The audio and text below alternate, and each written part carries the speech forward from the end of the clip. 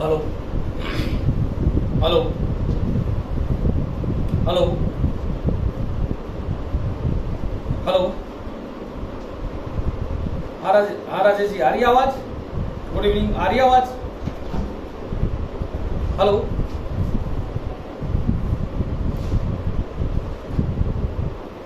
Good evening, good evening.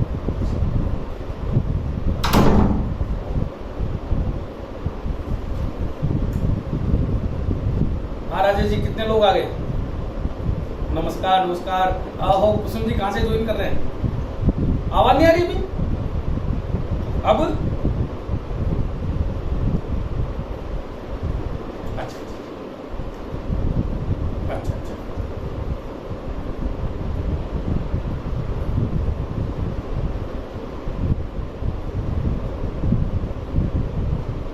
चलो, आज आज का मंत्रोच्चार शिवाली जी हैं? हेलो।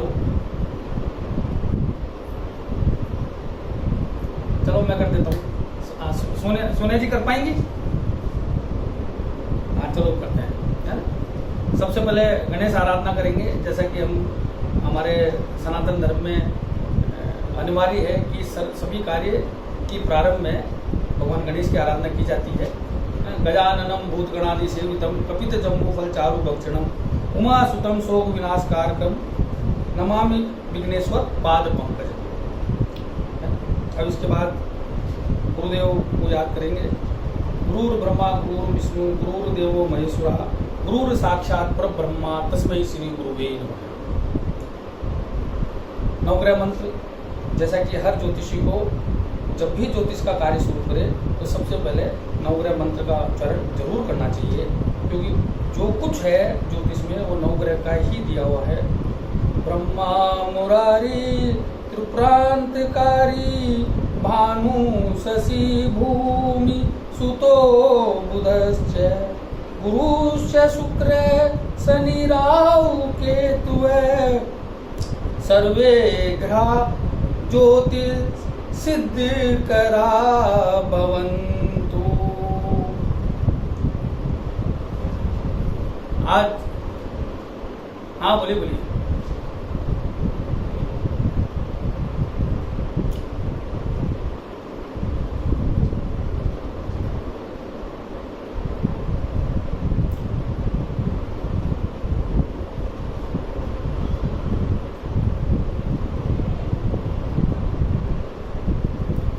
देखो सरस्वती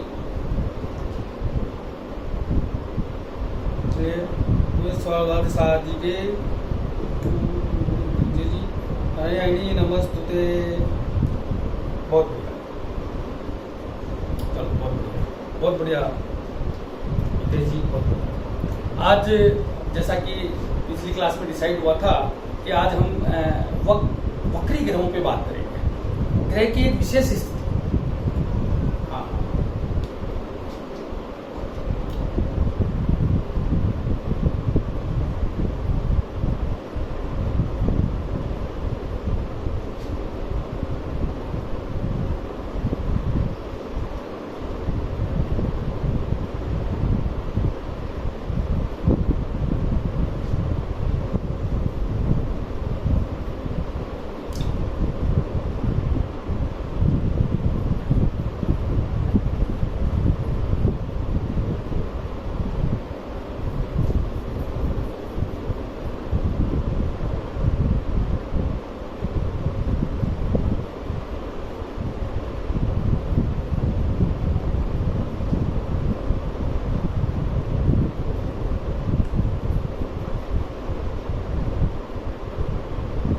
उत्तम जी नहीं है और आज की क्लास तो विशेष विशेष विषय पे है, तो विशेष ध्यान की जरूरत है। तो एक बार और सोनिया जी कोशिश करो, देखें कुछ क्या है। थोड़ा सा 5 मिनट लगेगी। हाँ एक बार आप देख करके जुड़ी।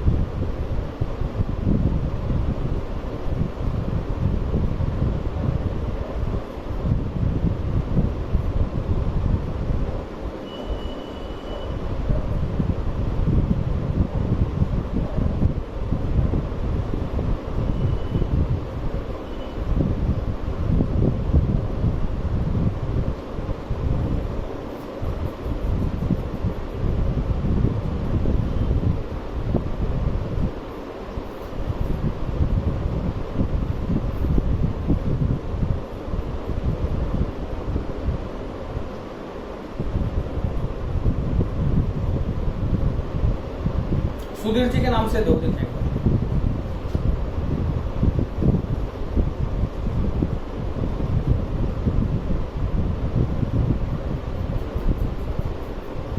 Yes, start giving. यस, मैं स्टार्ट नाउ। हेलो। देखिए, कई बार जैसा कि क्लास में डिसाइड हुआ था कि आज हम वक्री ग्रह के बारे में बात करेंगे, और जो एक बहुत ही महत्वपूर्ण स्थिति है ग्रह की। मैंने आपको बहुत वेरी बिगिनिंग में ग्रहों की स्थितियों के बारे में सूर्य के सापेक्षिक जो उनकी स्थिति है विभिन्न भावों में, उनका विश्लेषण करके बताया था कि सूर्य से वो सापेक्षिक किस भाव में स्थित हैं। तो वक्रत्व की जो गणना है वो सूर्य के सापेक्ष में होती है। वक्रत्व की गणना ग्रह के सापेक्ष में होती है। सूर्य के उस ग्रह की सूर्य से सापेक्षिक स्थिति के आधार पर गणना की जाती है कि ग्रह वक्री है या किसी अन्य स्थिति में है। और उन स्थितियों का वर्णन मैंने आपको शुरुआती क्लास में समझाया था, मैं उसको पुनः अंकित कर रहा हूं। इसको आप एक बार अपने मन में रिवाइज करें। है?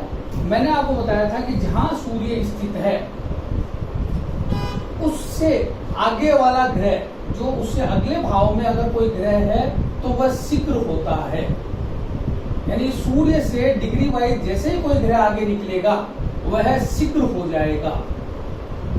वह जल्दी से जल्दी सूर्य के ताप से अपने आप को अलग करना चाहेगा, तो वह शीघ्र की स्थिति में होगा। उससे अगले भाव में वह सम की स्थिति में होगा। उससे अगले भाव में वह मंद हो जाएगा, धीमा हो जाएगा। उससे अगले भाव में वह अनुवक्री होगा। उससे अगले भाव में भी वह अनुवक्री स्थिति में होगा। जब सूर्य से सप्तम होगा तो वो अति वक्री, और सूर्य से अष्टम होगा तो भी वह अति वक्री स्थिति में होगा। सूर्य से नवम होने पर वह कुटिल, इस अवस्था को कुटिल कहा गया, यानी अनुवक्री का विपरीत। सूर्य से दसम होने पर भी ग्रह कुटिल अवस्था में कहलाता है। सूर्य से एकादश होने पर वह अतिचारी, और सूर्य से 12वां होने पर भी वह अतिचारी कहलाता है। ये ग्रह का स्थिति है, उसके प्रभाव है जो वो किससे प्राप्त कर रहा है? सूर्य से।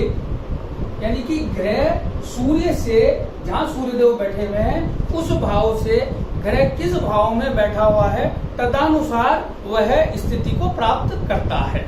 यानी कि ग्रह की स्थितियों का प्रभाव किससे आता है? सूर्य से। इसको बहुत अच्छी तरह अपने मन मस्तिष्क में उठा लीजिए। जब भी आप कुंडली देखें और देखें कि ग्रह सूर्य से छटा जा रहा है, आप तुरंत कहते हैं कि अनुवक्री है। सूर्य से 12वां बैठा हुआ है, आप कहते हैं अतिचारी है। सूर्य से अष्टम में आप अति वक्री है ना? और अगर सूर्य से सप्तम है तो भी अति वक्री है। तो ये ग्रह की स्थितियां हैं, इनके अनुसार ग्रह अपने प्रभाव को उत्पन्न करता है। जैसे ग्रह सूर्य से जैसे ही आगाता है शीघ्र की स्थिति में होता है, यानी वो शीघ्र अपने काम करता है। यानी वो जल्दी से जल्दी वहां से उस सूर्य का जो प्रकाश क्षेत्र है, जो गर्मी का क्षेत्र है, उससे जल्दी से जल्दी सूर्य के प्रभाव से निकलना चाहता है ना? तो वो बहुत जल्दी एग्जीक्यूशन करता है काम, बहुत तेज गति होती है उसकी, शीघ्र। तो शीघ्र होगा तो क्या करेगा? जल्दी जल्दी काम करेगा, फास्ट। अब ऐसी स्थिति में अगर कोई चर राशि भी बन गई तो और फास्ट, और फिर उसमें चर ग्रह है तो और फास्ट हो जाएगा। मतलब द्रुत परिणाम देगा आपको, बहुत खटाखट परिणाम देगा। आप समझ रहे हो इसका, इनको करने का आशय क्या? फिर वह अगर सूर्य से तीसरे घर में है तो वह सम स्थिति में है, मतलब एक मध्यम स्विफ्टली मूव कर रहा है, स्विफ्टली, बिल्कुल स्टडी मूवमेंट है, स्विफ्टली मूवमेंट है।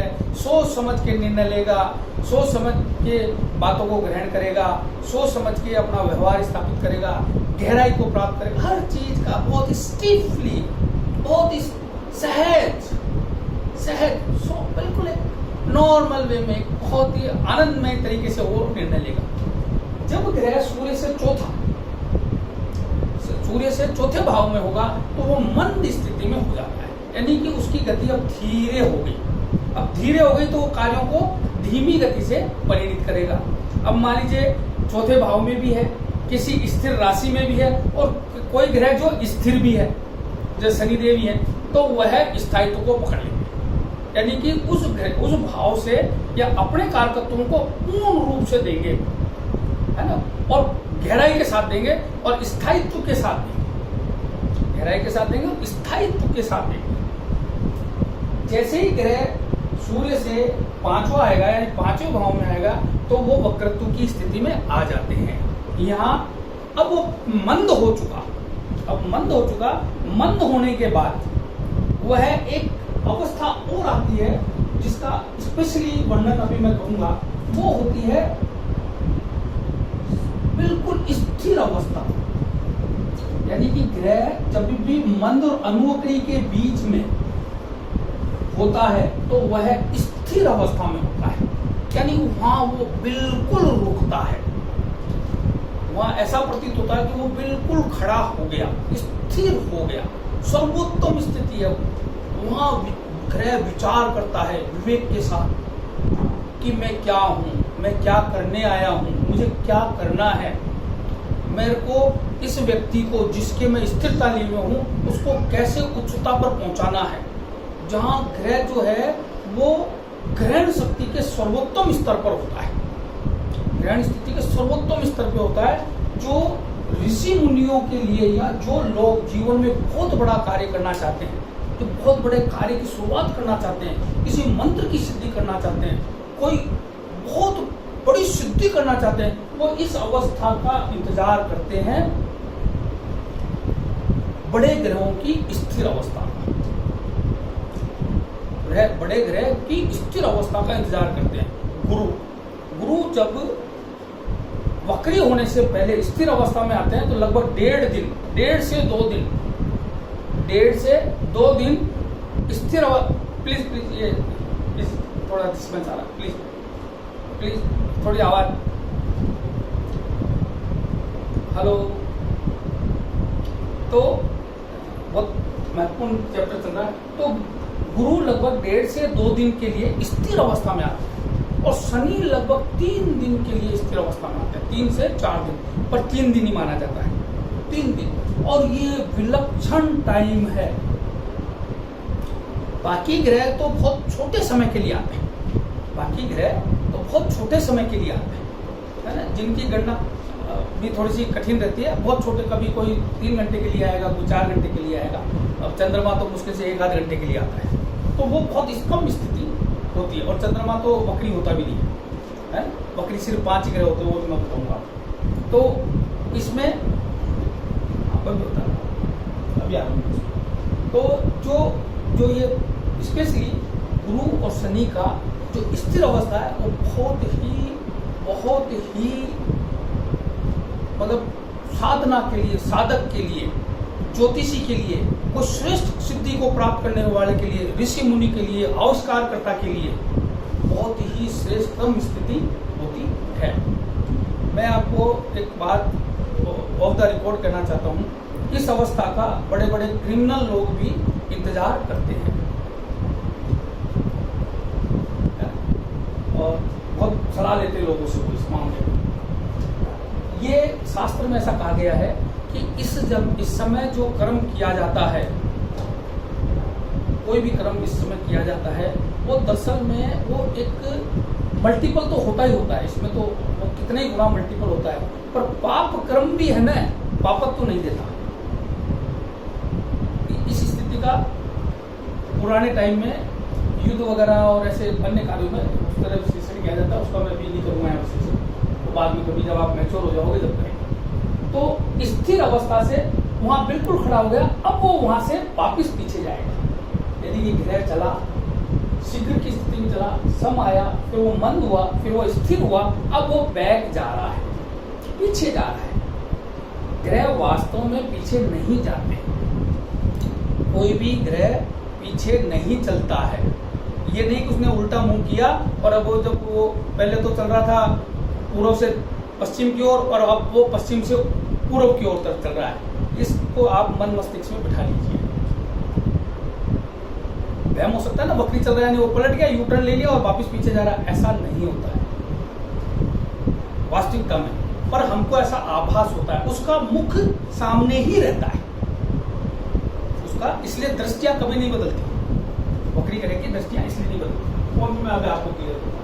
फिर वो अनुवक्री स्थिति में, अनुवक्री और सप्तम जब आता है वो पूर्ण वक्री होता है। ये मेरी पृथ्वी है, क्या है, यानी आई माई सेल्फ, ये मैं हूं,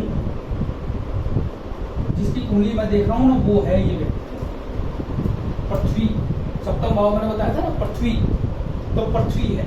तो यानी कि ग्रह वक्री अवस्था में जब वो पूर्ण वक्री होता है, अति वक्री होता है, तो वो सूर्य के बिल्कुल सामने होता है और पृथ्वी के बिल्कुल पास में होता है।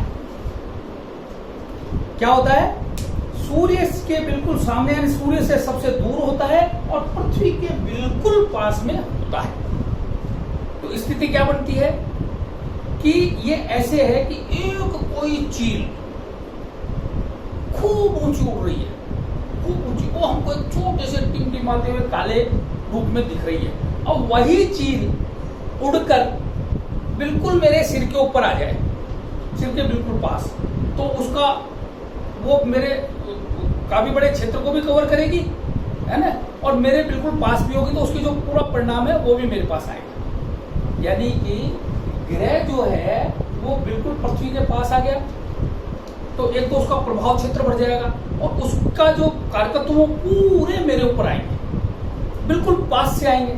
तो एक तो पास हो गया, तो उसके जितने भी ब्रह्मांडीय शक्तियां हैं वो मेरे बिल्कुल पास से आएगी। एक उसका फैलाव क्षेत्र बढ़ गया, अब वो मेरे को बहुत बड़े एरिया से अपने आप को गवर्न करेगा, बहुत बड़े एरिया से अपने आप को गवर्न करेगा। जैसे आप इसको ऐसे समझिए कि ये एक कोई चीज है, अब ये वहां से लाइट आ रही है, अब उस लाइट पे ये यहाँ है और एक यहाँ है, तो इसमें बिल्कुल नगण्य सा प्रभाव है इसका।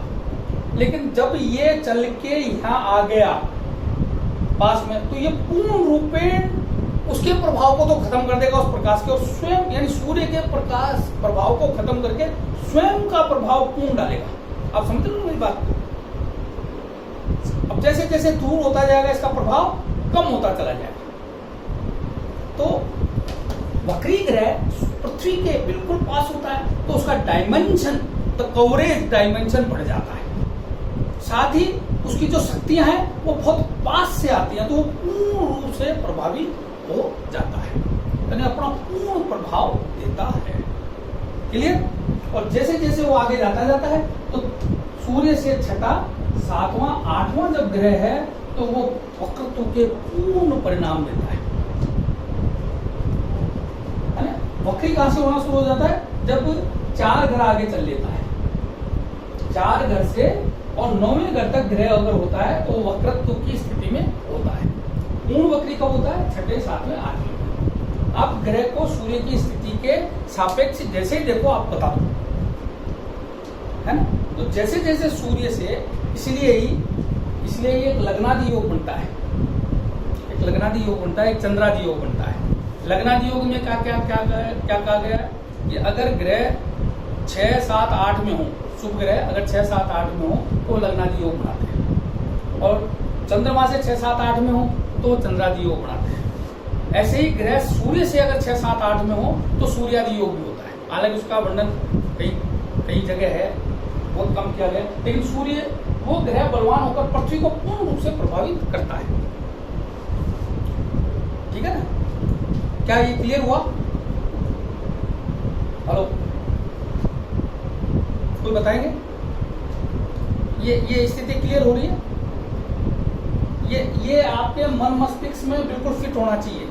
अब जैसे ही वक्रत्व से ग्रह आगे निकला तो वो कुटिल अवस्था में होता है, यानी कि उसने अपने ताकत को, अब वो पृथ्वी से दूर होने लगता है, तो वो क्या करता है? अब वो डिसीजन लेता है कुछ अपने विवेक के आधार पर कि देना है या नहीं देना, देना है या नहीं देना, तो वो कुटिलता को प्राप्त होता है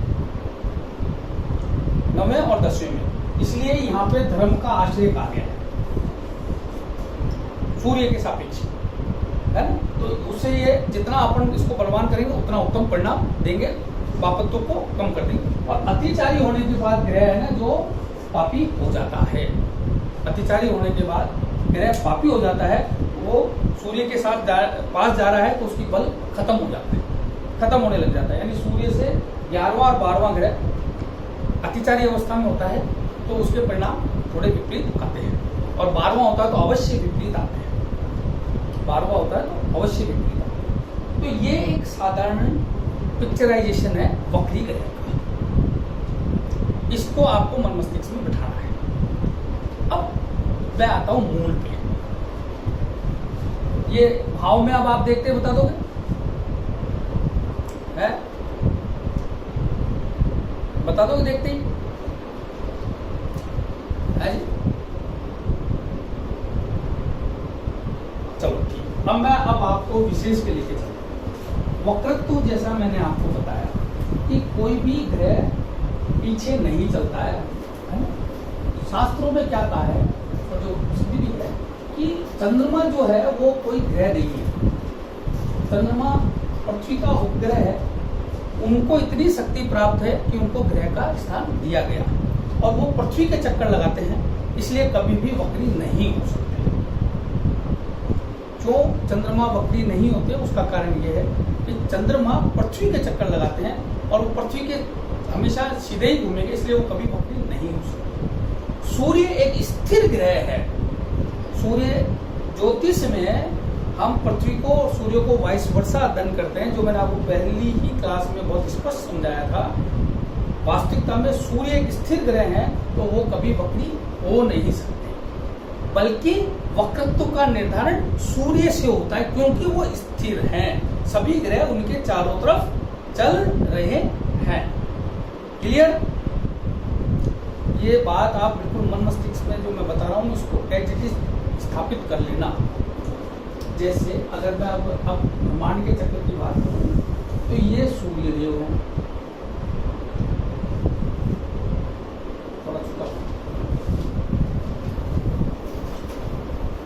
थोड़ा टेक्नोलॉजी लाएंगे अपन, जो कंप्यूटर में इशारा करके कंप्यूटर से पिक्चर बन जाए। ये सूर्य है, ये सूर्य देव के बाद क्या है, ये बुध देव है, और बुध देव के बाद ये क्या है, शुक्र देव है। और मैं एक गोला और बना देता हूँ, वो किसका गोला है, वो पृथ्वी का। किसका है? पृथ्वी। ये पृथ्वी, ये स्थिति है ना भाई, ये इनर प्लेनेट है, ये स्थिति है ना। मन थोड़ा ज्यादा बड़ा होना, बहुत छोटा बड़ा, मेरी ड्राइंग थोड़ी सी ना कम नहीं है ना। तो ये सूर्य देव है,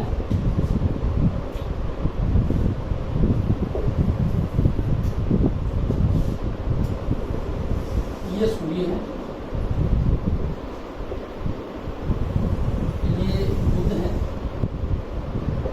सूर्य के बाद बुध, बुध के बाद ये शुक्र, और शुक्र के बाद ये पृथ्वी। ठीक है ना? ये यूं आता। अब यहां से लेकर मैं A B C D E F G H, ये मैं एक बॉइल बना रहा हूं, ये बॉइल है। अब ग्रह जो है, कोई ग्रह शुक्र देव चल रहे हैं, यहां से चल रहे हैं, यूं चले सीधे चलते हुए दिखेंगे आपको, चलते जा रहे चलते जा रहे चलते जा रहे। अब यहां तक शुक्र देव आपको सीधे चलते हुए दिखेंगे। अब ये किस तरह से बढ़ा हुआ है,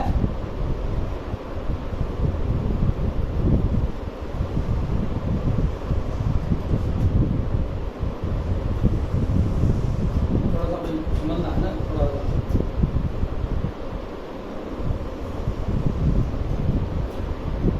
ये किस तरह से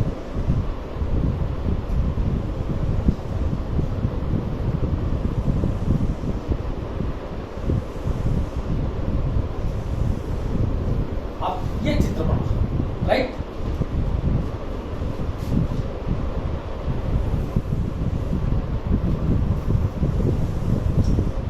ये चित्र यहाँ पे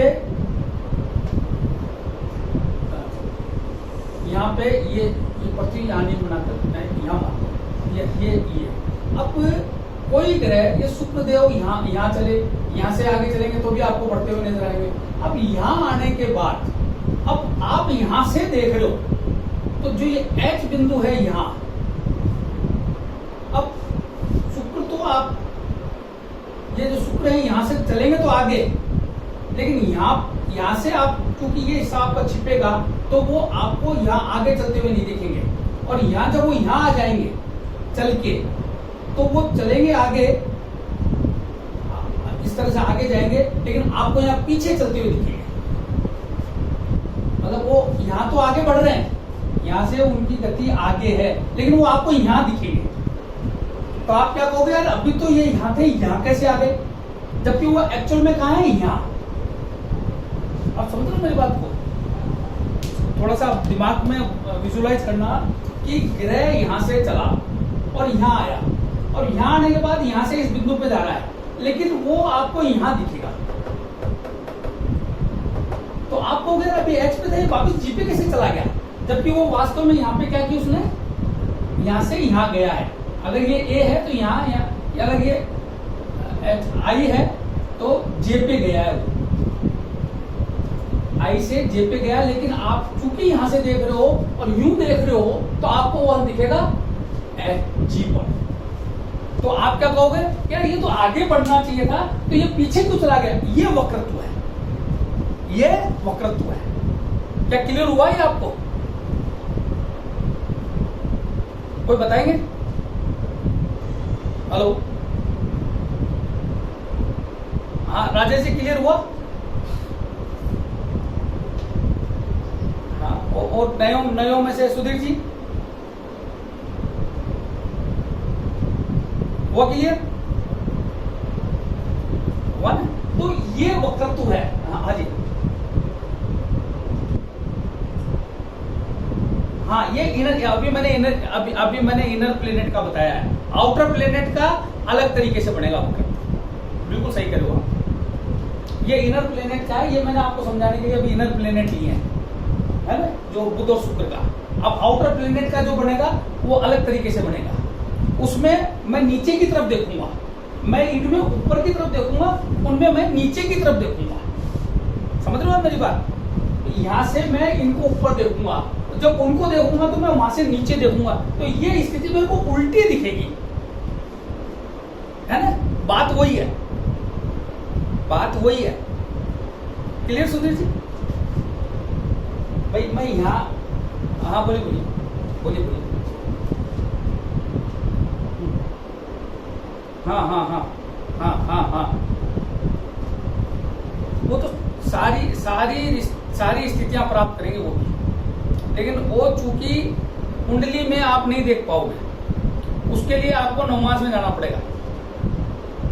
वो मैं आपको बताऊंगा। आपका क्वेश्चन बिल्कुल सही है।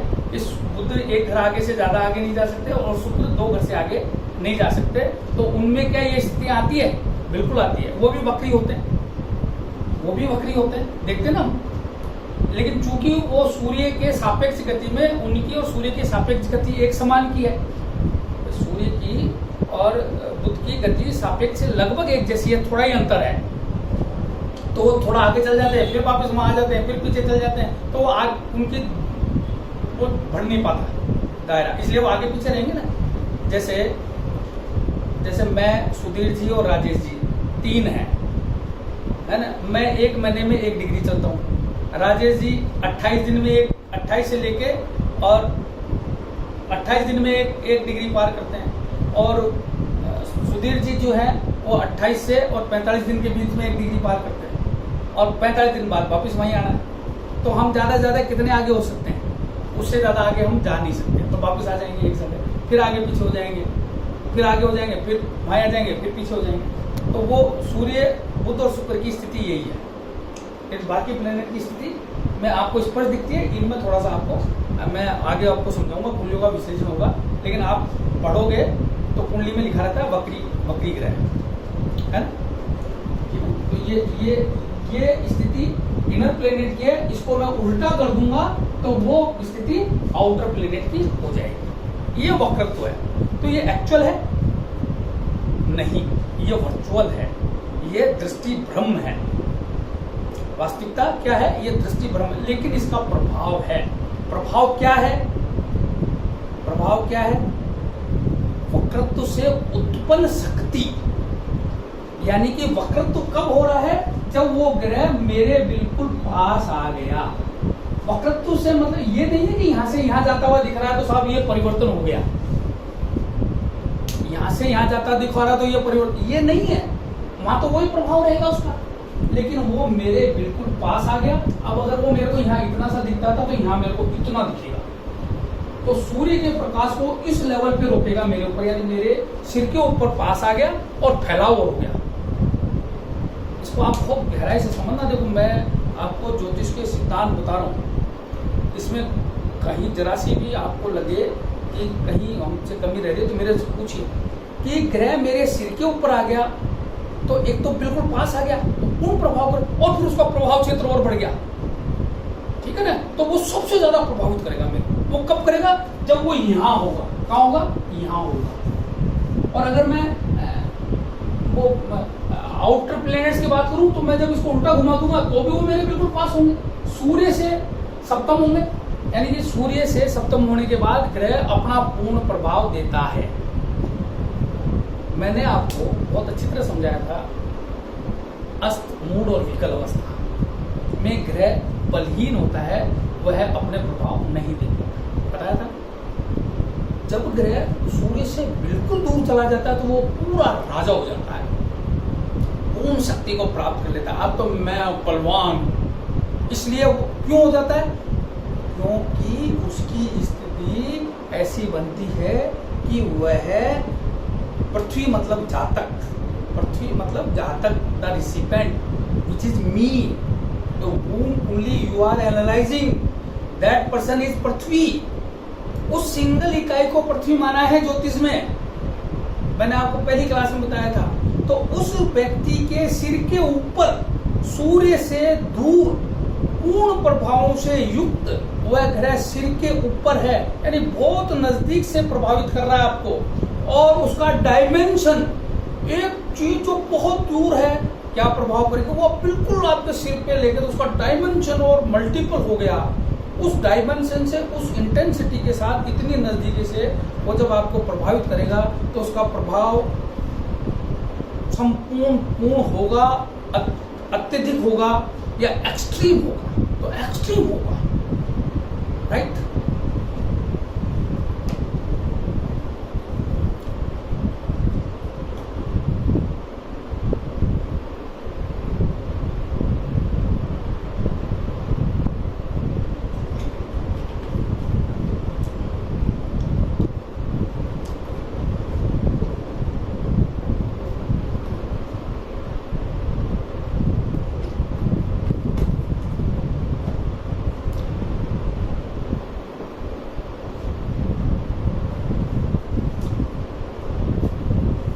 अपने विशारद किन्होंने की हुई है? तो विशारद किए हुए हैं? Hello hello hello. तो अब आपको ये चीज क्लियर हुई? हेलो, विनीत जी हैं क्या? विनीत जी, हेलो। अच्छा, तो आपको क्लियर हुई विनीत जी? है ना? ये बहुत महत्वपूर्ण स्थिति है। तो ये मन में एक भ्रम हर आदमी के रहता है कि वक्रत्व प्रभावित करता है। अब दूसरी जगह व्यक्ति क्या कह देता है? ये तो आभासी है। बड़ी विडंबना है। देखिए, वही आदमी एक सेकंड पहले कह रहा है कि वक्रत्व बहुत प्रभावित करता है, वक्र ग्रह बहुत बलवान होता है ना, पूर्ण प्रभाव देता है, लेकिन वक्रत्व तो आभासी है, ये तो वर्चुअल है। बात बिल्कुल सही है। तो उसकी कॉन्ट्राडिक्टरी हो गई ना बात, हो गई ना कॉन्ट्राडिक्टरी बात। Yes, recording permission.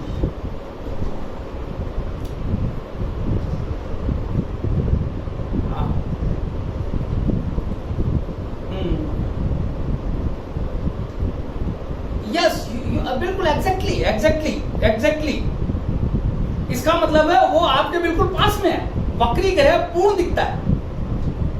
यस, बिल्कुल exactly, that's what I want to से।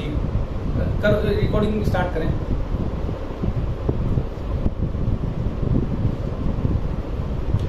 राजेश जी प्लीज।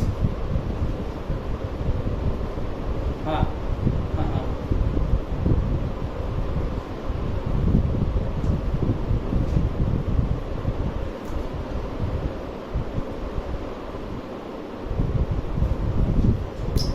तो आप देखिए मैंने कितने लोगों के क्लासेस अटेंड की, बड़े बड़े जिनके बड़े बड़े ज्ञानी हैं, जिनका काफी बड़ा एक्सपीरियंस है, वो एक सेकंड पहले एक बात कह रहे हैं कि ये तो वास्तविक नहीं है, ये तो एक आभासी अवस्था है? और वो फिर कह रहे हैं वक्री ग्रह तो बस पूछो मत, इतना बलवान हो जाता है?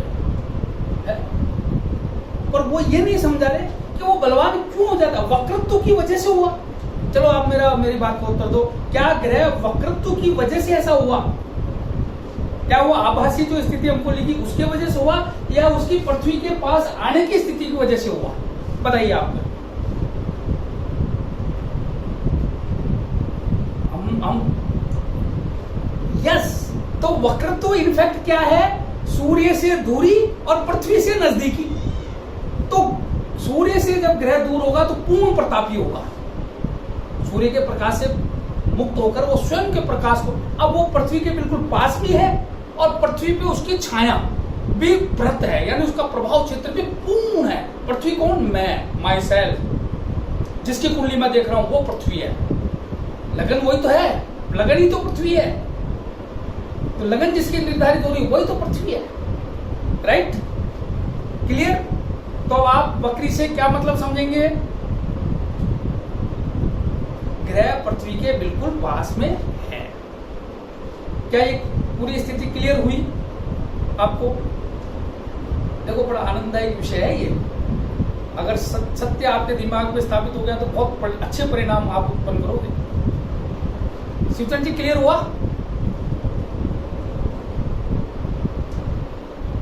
क्लियर हुआ ना? अब मैं आगे चलूं? कपिल जी, हाँ क्लियर हुआ सर? हाँ, क्योंकि ये बहुत महत्वपूर्ण बात है। अभी मैं इस पे और आगे अभी जो विश्लेषण के कार्यों पे तो अब आऊंगा मैं आपको। ये ऐसे ही है जैसे दो गाड़ियां चल रही हैं। एक गाड़ी में आप बैठे हो जो तो चल रही है 100 की स्पीड में, एक आपकी गाड़ी आई, एक गाड़ी पहले से चल रही है उस रोड पर, दूसरे ट्रैक पर, वो चल रही है 80 की स्पीड में। अब आपकी गाड़ी आई, उसके बराबर आई और उससे आगे निकली।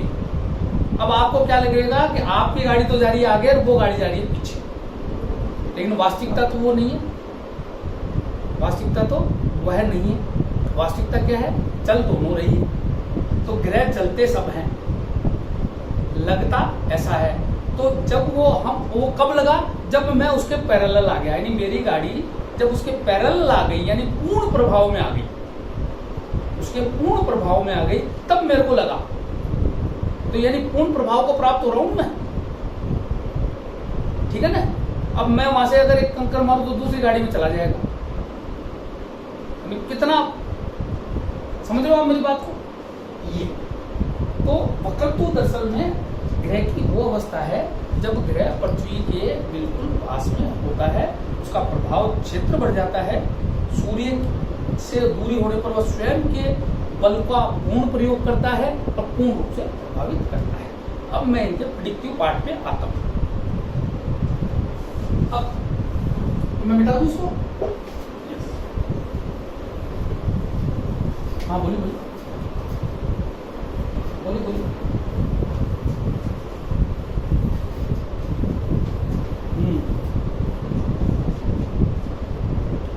नहीं, ये बिल्कुल आपका क्वेश्चन बिल्कुल वाजिब है। मैंने जैसे बताया कि सूर्य एक स्थिर ग्रह है और चंद्रमा जो है ना पृथ्वी के चारों तरफ घूमते हैं, और जैसा कि हमने अध्ययन में पाया है कि सूर्य जो राहु और केतु है वह बिंदु है जहाँ चंद्रमा पृथ्वी के उस पथ को उस स्थान पे काटते हैं जब वो सूर्य के परिक्रमा कर रही होती है।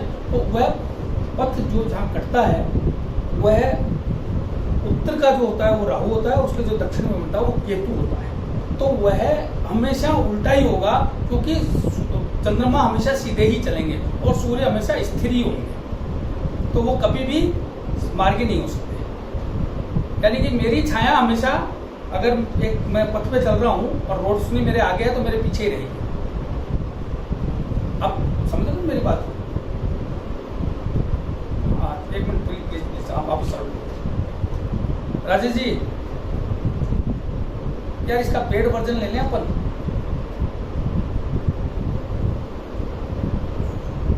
हेलो,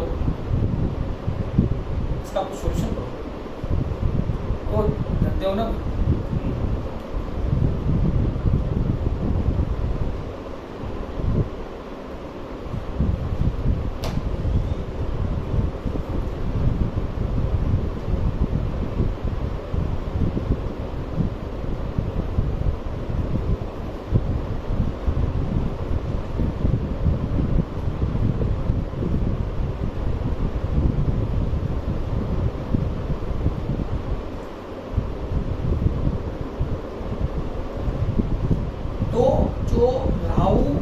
केतु देव है वह एक स्थिति है जो सूर्य चंद्र और पृथ्वी के जैसे वजह से बनी, जहाँ चंद्रमा पृथ्वी के चारों ओर चक्कर लगाते हैं और सूर्य स्थित हैं। तो जो ये दोनों स्थितियां बनेगी वो हमेशा वक्री होगी, उनके पृष्ठ पे ही बनेगी, है ना। ये वक्रत्व लिए भी होती है, इसलिए मार्गी कभी नहीं हो सकती। इनकी स्थिति में कोई परिवर्तन नहीं होता। सिर्फ इतना सा है कि राहु जो है, राहु केतु ट्रू और मीन दो आधार पर गणना की जाती है। वह जो छाया है वो घटती और बढ़ती है, उसका लंबाई घटती और बढ़ती है।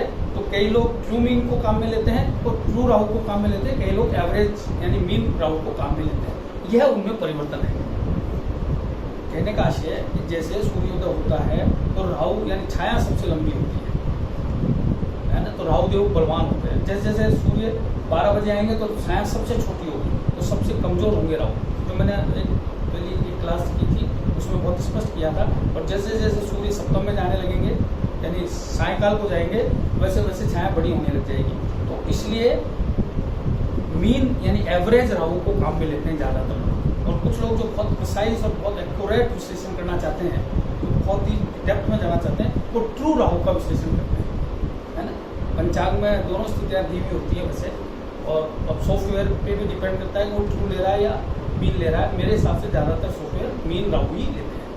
और लेकिन कोई आदमी बहुत विलक्षण विश्लेषण करना चाहता है, यानी कि वो दिन के उस पार्ट का भी विश्लेषण करना चाहता है कि वहाँ मेरे सूर्य की और राहु देव की स्थिति क्या रहेगी, तो मीन वो ट्रू राहु लेते हैं।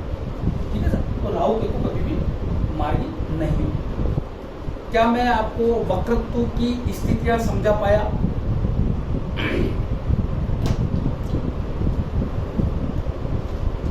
राइट। कोई Sonia ji please, are you getting? Ramani Sahab please, मैं कंटिन्यू? वो क्लियर? हेलो रमा? हाँ यस, हाँ हाँ। मैं अब आता हूँ आनंदमयी भाग, दैट इज प्रेडिक्टिव पार्ट। उससे पहले मैं कुछ बात बताना चाहता हूँ। देखिए, ग्रह की स्थितियाँ मैंने आपको बताई कि ग्रह जो है वो मार्गी, वक्री और सम स्थिर अवस्था, तीन अवस्थाएं बनी। अवस्थाएं वो हैं, वो तो हैं ही। उसके अलावा अगर मोटे रूप से मैं देखूं तो ग्रह मार्गी कुछ समय के लिए स्थिर और वक्री होता है। ये तीन अवस्थाएं। प्रभु क्या कहते हैं इस तीनों अवस्थाओं के बारे में? प्रभु क्या कहते हैं? प्रभु ये कहते हैं कि जब मैंने आपको पहले चैप्टर में बताया था कि रजोगुण, तमोगुण और सतोगुण, और तीनों का अनुपात व्यक्ति में उपलब्ध होता है। तीनों चीजें लेके व्यक्ति पृथ्वी पे आता है, यानी कि परमात्मांश और जीवात्मांश। परमात्मांश की अधिक में व्यक्ति है ना सतोगुणी होता है, दिव्यता को प्राप्त होता है, उत्तम सुख को भोगता है, जो आप जानते हैं। रजोगुण में हमेशा क्रियामान रहता है, और तमोगुण में उसकी इच्छाएं बहुत होती हैं, यानी कि वो अपनी इच्छाओं की पूर्ति के लिए मार्ग और कुमार्ग दोनों अपनाता है। ज़्यादातर कुमार्ग अपनाता है, जो राक्षसों का कार्य है, यन के प्रकार सुख प्राप्त करना है। तो वो इच्छा शक्ति।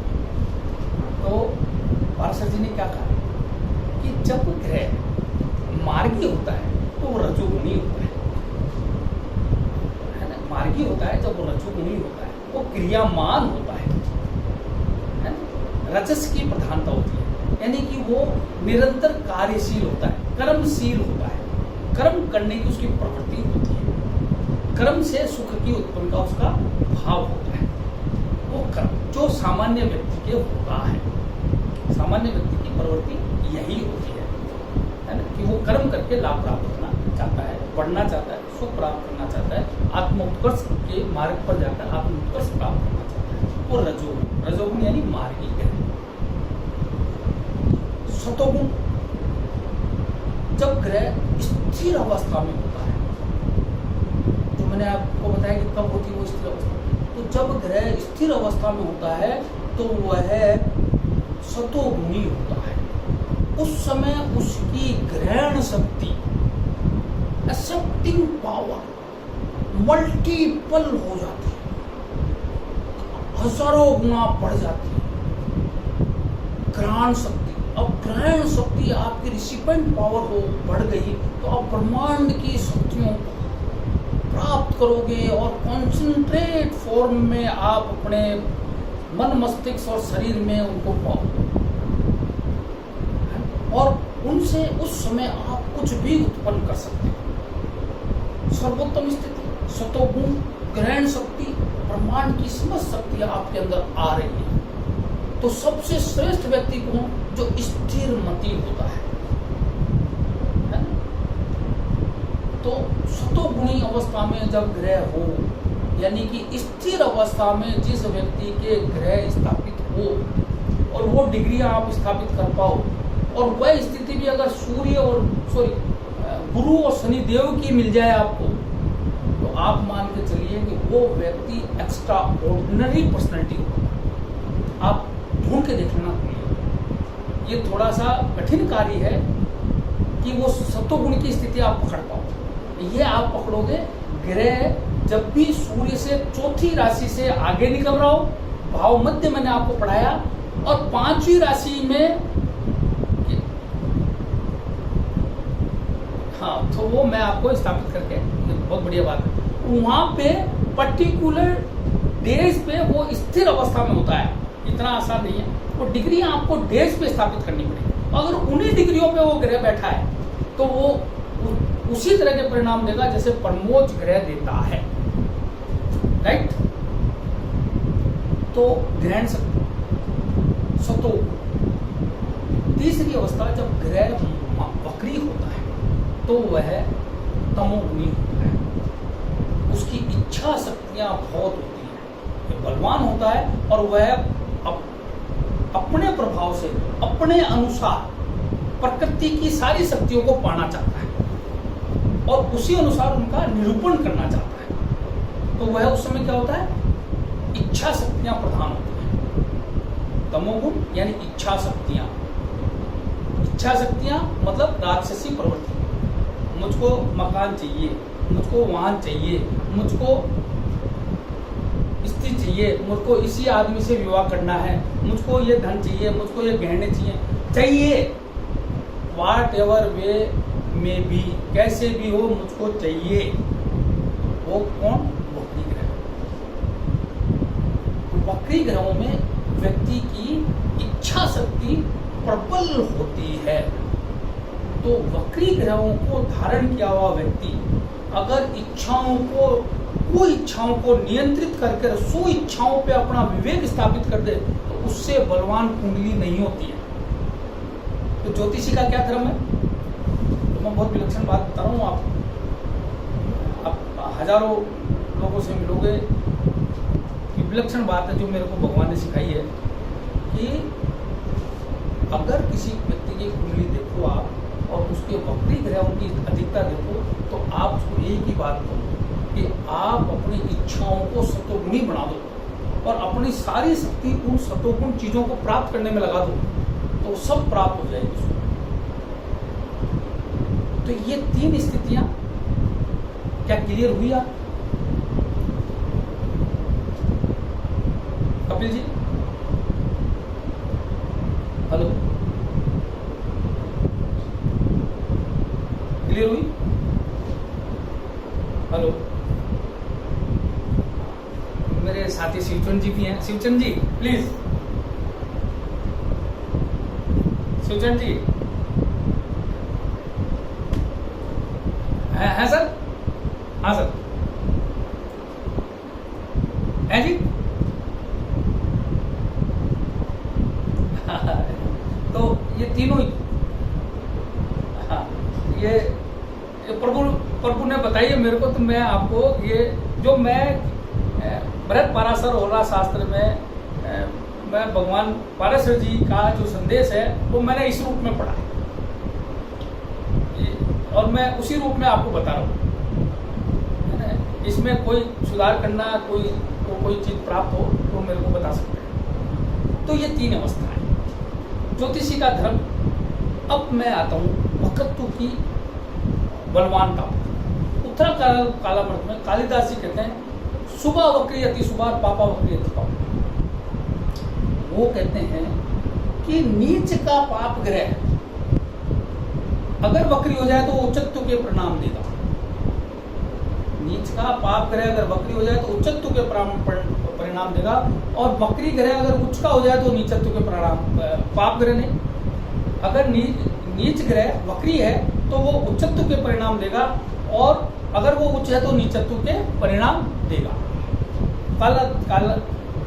उत्तरा कालामृत में कालिदास जी ने इसको लिखा है। ये अधूरा वाक्य है, ये एक अधूरा वाक्य है जो प्राय प्रचलन में है। हर आदमी इस बात को कहता है पर बड़े प्रभाव ढंग से कहता है। वास्तविकता क्या है कि कोई ग्रह अति बलवान होकर वह उच्च चेष्टाओं को प्राप्त होता है, ये सत्य है, यह सत्य है। तो क्या शुभ ग्रह भी अति बलवान होने के बाद उच्च चेष्टाओं को प्राप्त होता है? कोई मेरे को बता सकता है आप में से कि गुरु अति बलवान हो गए और वो ना कत्ल कर रहे हैं? कोई ऐसी करना कर सकते हम? बताओ आप, क्या ये मेरा सोच सही है? चलो मैं नए स्टूडेंट से पूछता हूं, वैज्ञानिक आधार पे बात करते हैं। नहीं हो सकता। तो गुरु का तो सुबह तो हम तो रात दिन बढ़ाना चाहते हैं, तो इसका मतलब हमको उसको रोकना पड़ेगा। तो ये दरअसल में क्या है, पापी ग्रह पे लागू करो आप कि पापी ग्रह का अत्यधिक बलवान होना। तो वक्रत्व बल शुभत्व के रूप में नहीं दे रहा, पापत्व को कम नहीं कर रहा, जो मैंने आपको समझाया था, बल्कि अगर वो पापी है तो उसके पापत्व को और बढ़ा रहा है। पापत्व है तो उसके पापत्व को और बढ़ा रहा है, यानी कि वो पूर्ण रूप से वो करने के लिए तैयार है। तो अगर कोई ग्रह वक्री हो गया तो और उच्च का और हो गया तो वो और ज्यादा आपको बिल्कुल पूरी तरह घेर लेगा, दूसरे को कुछ करने ही नहीं देगा। अब चूंकि वो पापी है तो अपना पाप प्रभाव तो आप पे डालेगा ही, नहीं डालेगा? पक्का डालेगा। तो इसलिए मैं इस युक्ति को, जो उक्ति है, इस तरह मानता हूं कि पापी ग्रह अगर वक्री है उच्च का और हो गया तो वह अत्यंत खराब कर देगा। लेकिन शुभ ग्रहों पे हम ये लागू नहीं करेंगे। शुभ ग्रह अगर वक्री हैं तो वो अति शुभ हैं। तो उत्तरा कालामृत की उक्ति को इस रूप में हमको प्रयोग लेना है। अगर कोई शुभ ग्रह वक्री होकर उच्च है तो वह उत्तम फल ही देगा, ये मेरा मानना है। और मैंने 50 कुंडलियों में इसको देखा भी है। आप भी इसको देखिएगा, विश्लेषण कीजिएगा और वैज्ञानिक आधार पर विश्लेषण कीजिएगा। शास्त्र क्या है कि इनमें से बहुत सारी चीजें है ना, विलुप्त भी हो गई, छूट भी गई, लोगों का कैलकुलेशन भी जो बाद में आए बीच में शास्त्र जो अंग्रेजों ने इन्होंने खत्म भी कर दिए। तो ये थोड़ा सा रिसर्च का विषय है, रिसर्च का विषय है, इसको जरूर करना। तो कहा क्या गया है, पाराशर जी क्या कहते हैं, पापा वक्री अति पापा और शुभा वक्री अति शुभा। तो उत्तरा कालामृत की वो युक्ति जिसमें वो ये कहते हैं कि वक्री ग्रह नीच का होने के बाद उच्च के परिणाम देता है और उच्च के होने के बाद नीच के परिणाम देता है, उसमें आप थोड़ा सुधार कर ले कि वह युति सिर्फ पाप ग्रहों पे लागू है, शुभ ग्रह वक्री होने पर शुभ फल ही देगा। Right, clear? ये मैंने आपको क्यों बताया, क्योंकि ये कॉन्ट्राडिक्टरी बात है। जब भी आएगी तो आपका दिमाग या तो आप ध्यान ही नहीं दोगे, और अगर आपने दिया तो आपको ये लगेगा ये शास्त्र में कहीं थोड़ी सी। Right, clear? हेलो, हाँ बोलिए बोलिए बोलिए। हेलो, अच्छा ठीक है, नहीं आप कभी कर सकते हो, अभी कर सकते हो, सबका ज्ञानवर्धन होगा।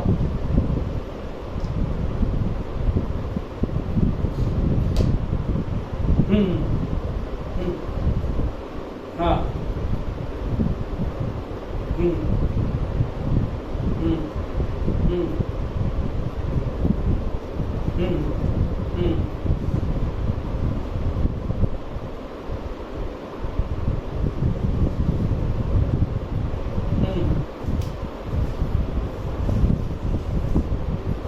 बिल्कुल आपने बिल्कुल सही बोला, उन्होंने गलत काम बोला,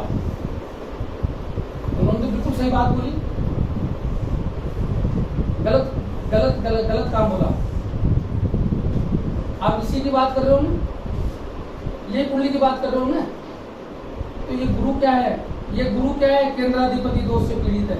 सुनो सुनो भाई, आप सुनो, अरे सर सुनो तो सही, केंद्राधिपति से दो से युक्त है, मारक है, और उस कुंडली में आप देखोगे ये 22वें दिनेश कांड के स्वामी भी मिलेंगे आपको। अब ये ग्रह मैंने और ज्यादा खराब हो गया, अगर केंद्र का स्वामी होगा, केंद्र में बैठ गया तो और ज्यादा खराब हो गया वो, दोनों राशियों में सुबत्तु छोड़ दिया। अब ज्योतिष का सिद्धांत को मत भूलो, मैंने सुबत्तु और पापत्तु प्राइमरी किसको बताया, भावेश के अनुसार प्राप्त हो, सेकेंडरी किसको बताया, ग्रह के स्वयं के नैसर्गिक। तो भावेश के अनुसार तो बिल्कुल खराब हो गया ना, केंद्राधिपति दोस्तों मैंने अभी आपको बताया नहीं, वो तो एक विलक्षण स्थिति है। तो ये मारक हो गया, वक्री होने के बाद और ज्यादा बलवान हो गया केंद्र, प्लस ये पापी हो गया, नैसर्गिक शुभ है, भावेश के अनुसार पापी होने से प्रबल पापी हो गया। और आप मेरी एक लाइन को शायद भूल गए, केंद्र में बैठी हुई शुभ ग्रह शुभ राशियों के स्वामी प्रबल पापी होते हैं। ये शायद मैंने आपको शायद तीसरी या चौथी क्लास में बताया था नहीं, किन्हीं को ध्यान नहीं है? केंद्र में बैठी हुई शुभ राशियां केंद्र और वो केंद्राधिपति दोष से पीड़ित हो जो अत्यंत खराब होती है। और मैंने आपको बार बार ये रिपीट कर रहा हूं कि ग्रह के नैसर्गिक से ज्यादा ग्रह का भावेश के अनुसार पापत्व और शुभत्व प्राइमरी है, फिर यहाँ वो मारक भी है, यहाँ का स्वामी होकर यहाँ हो गया तो यहाँ शुभत्व छोड़ दिया, यहाँ पे भी शुभत्व छोड़ दिया, दो भाव को खत्म कर दिया, तो सुख सारे लेके जाएगा, सप्तम भाव का पूर्ण मृत्यु प्रभाव देगा, लेकिन मारेगा नहीं, जिंदा जरूर छोड़ेगा, क्योंकि वो शुभ ग्रह है। मरने जितना दोष दे देगा। तो ये मान के चलिए अगर गुरु वक्री है तो उस व्यक्ति ने जो कुमार्ग से पैसा कमाया जो वापस गया।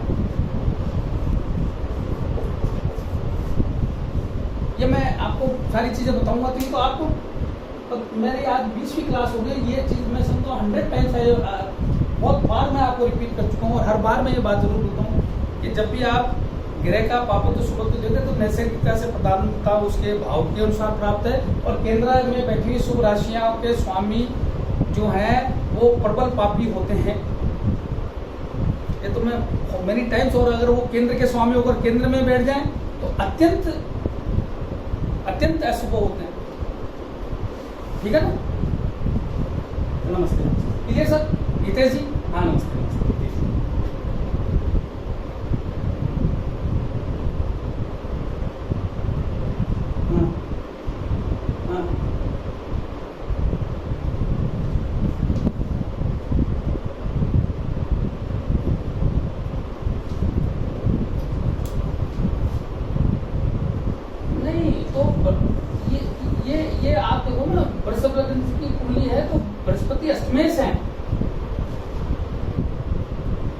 अब कर्क लग्न की कुंडली, हाँ कर्क लग्न की कुंडली ले रहे हो आप, तो बृहस्पति जो है छठे के और भाग्य के स्वामी है। बैठे कहाँ हैं? बैठे कहाँ हैं? तो ये अब आप देखिए, उसकी मूल त्रिकोण राशि छठे में बैठी हुई है, छठे में बैठी हुई है ना, और तो वो अपने यहाँ के परिणाम देंगे। और फिर यहाँ पे पंचम का बृहस्पति वृश्चिक राशि में आए, तो उसी बृहस्पति ने पहले धन दिया, लेकिन मार्ग सही अपनाया नहीं व्यक्ति ने। अभी मैं उस पर आता हूँ, अभी मैं आपको ये चीज और बताता हूँ, मैं बताता हूँ। हाँ, तो हाँ, ये थोड़ा सा बंद, प्लीज थोड़ा कंट्रोल करें। ये स्थितियां आप है ना, अभी ये केंद्र के, ये तो मैं बता चुका हूँ बहुत पहले ही, तो इनको लगाना शुरू करो। हेलो हेलो, अब अच्छा ठीक है, ओके। अब मैं आपको बताता हूँ, देखिए, तो मैंने आपको बताया कि सत्वगुणी, तमोगुणी और रजोगुणी। तो जो वक्री ग्रह है वो दरअसल में तमोगुण के मार्फत सुखों की प्राप्ति कराता है। जो मैंने आपको प्रेडिक्टिव एस्ट्रोलॉजी के पहली बार ये बताया, पहली बार यानी कि तमोगुण से अगर उस व्यक्ति ने कुछ प्राप्त किया है तो वह स्थिर नहीं होता। ये तो आप जान रहे हो, तमोगुण यानी इच्छा शक्ति से प्राप्त किया है, तो क्या वो स्थिर हो सकता है? स्थिर होगा जो सत्वगुण मार्ग से प्राप्त किया जाएगा। ये मैंने आपको इसलिए पहले बताया। तो वक्री ग्रह तमोगुण से प्रदान करते हैं। पहली चीज, वक्र तो दरअसल में है क्या? वक्र तो कुंडली में क्यों आता है? उससे पहले मैं आपको एक बात बताऊं। वक्री ग्रह जिस व्यक्ति की कुंडली में जितने ज्यादा होते हैं, वह व्यक्ति उतना ज्यादा आयुष्कारी होता है। आयुष वृद्धि में वक्री ग्रह बहुत अच्छा सहयोग करते हैं। जब हम आयुर्दाय को पढ़ेंगे तो हम देखेंगे कि जब विभिन्न आयुओं का गणना की जाती है, अंशायु हो, तो उन आयु की गणनाओं में जब हम करते हैं, निसंग आयु हो, अंशायु हो, तो उसमें वक्री ग्रह जब पाप राशि में होता है तो उस बाकी ग्रहों की आयु को कम किया जाता है जब वो पाप ग्रह की राशियों में होते हैं या शत्रु राशियों में होते हैं। लेकिन वक्री ग्रह की आयु में ऐसा नहीं किया जाता।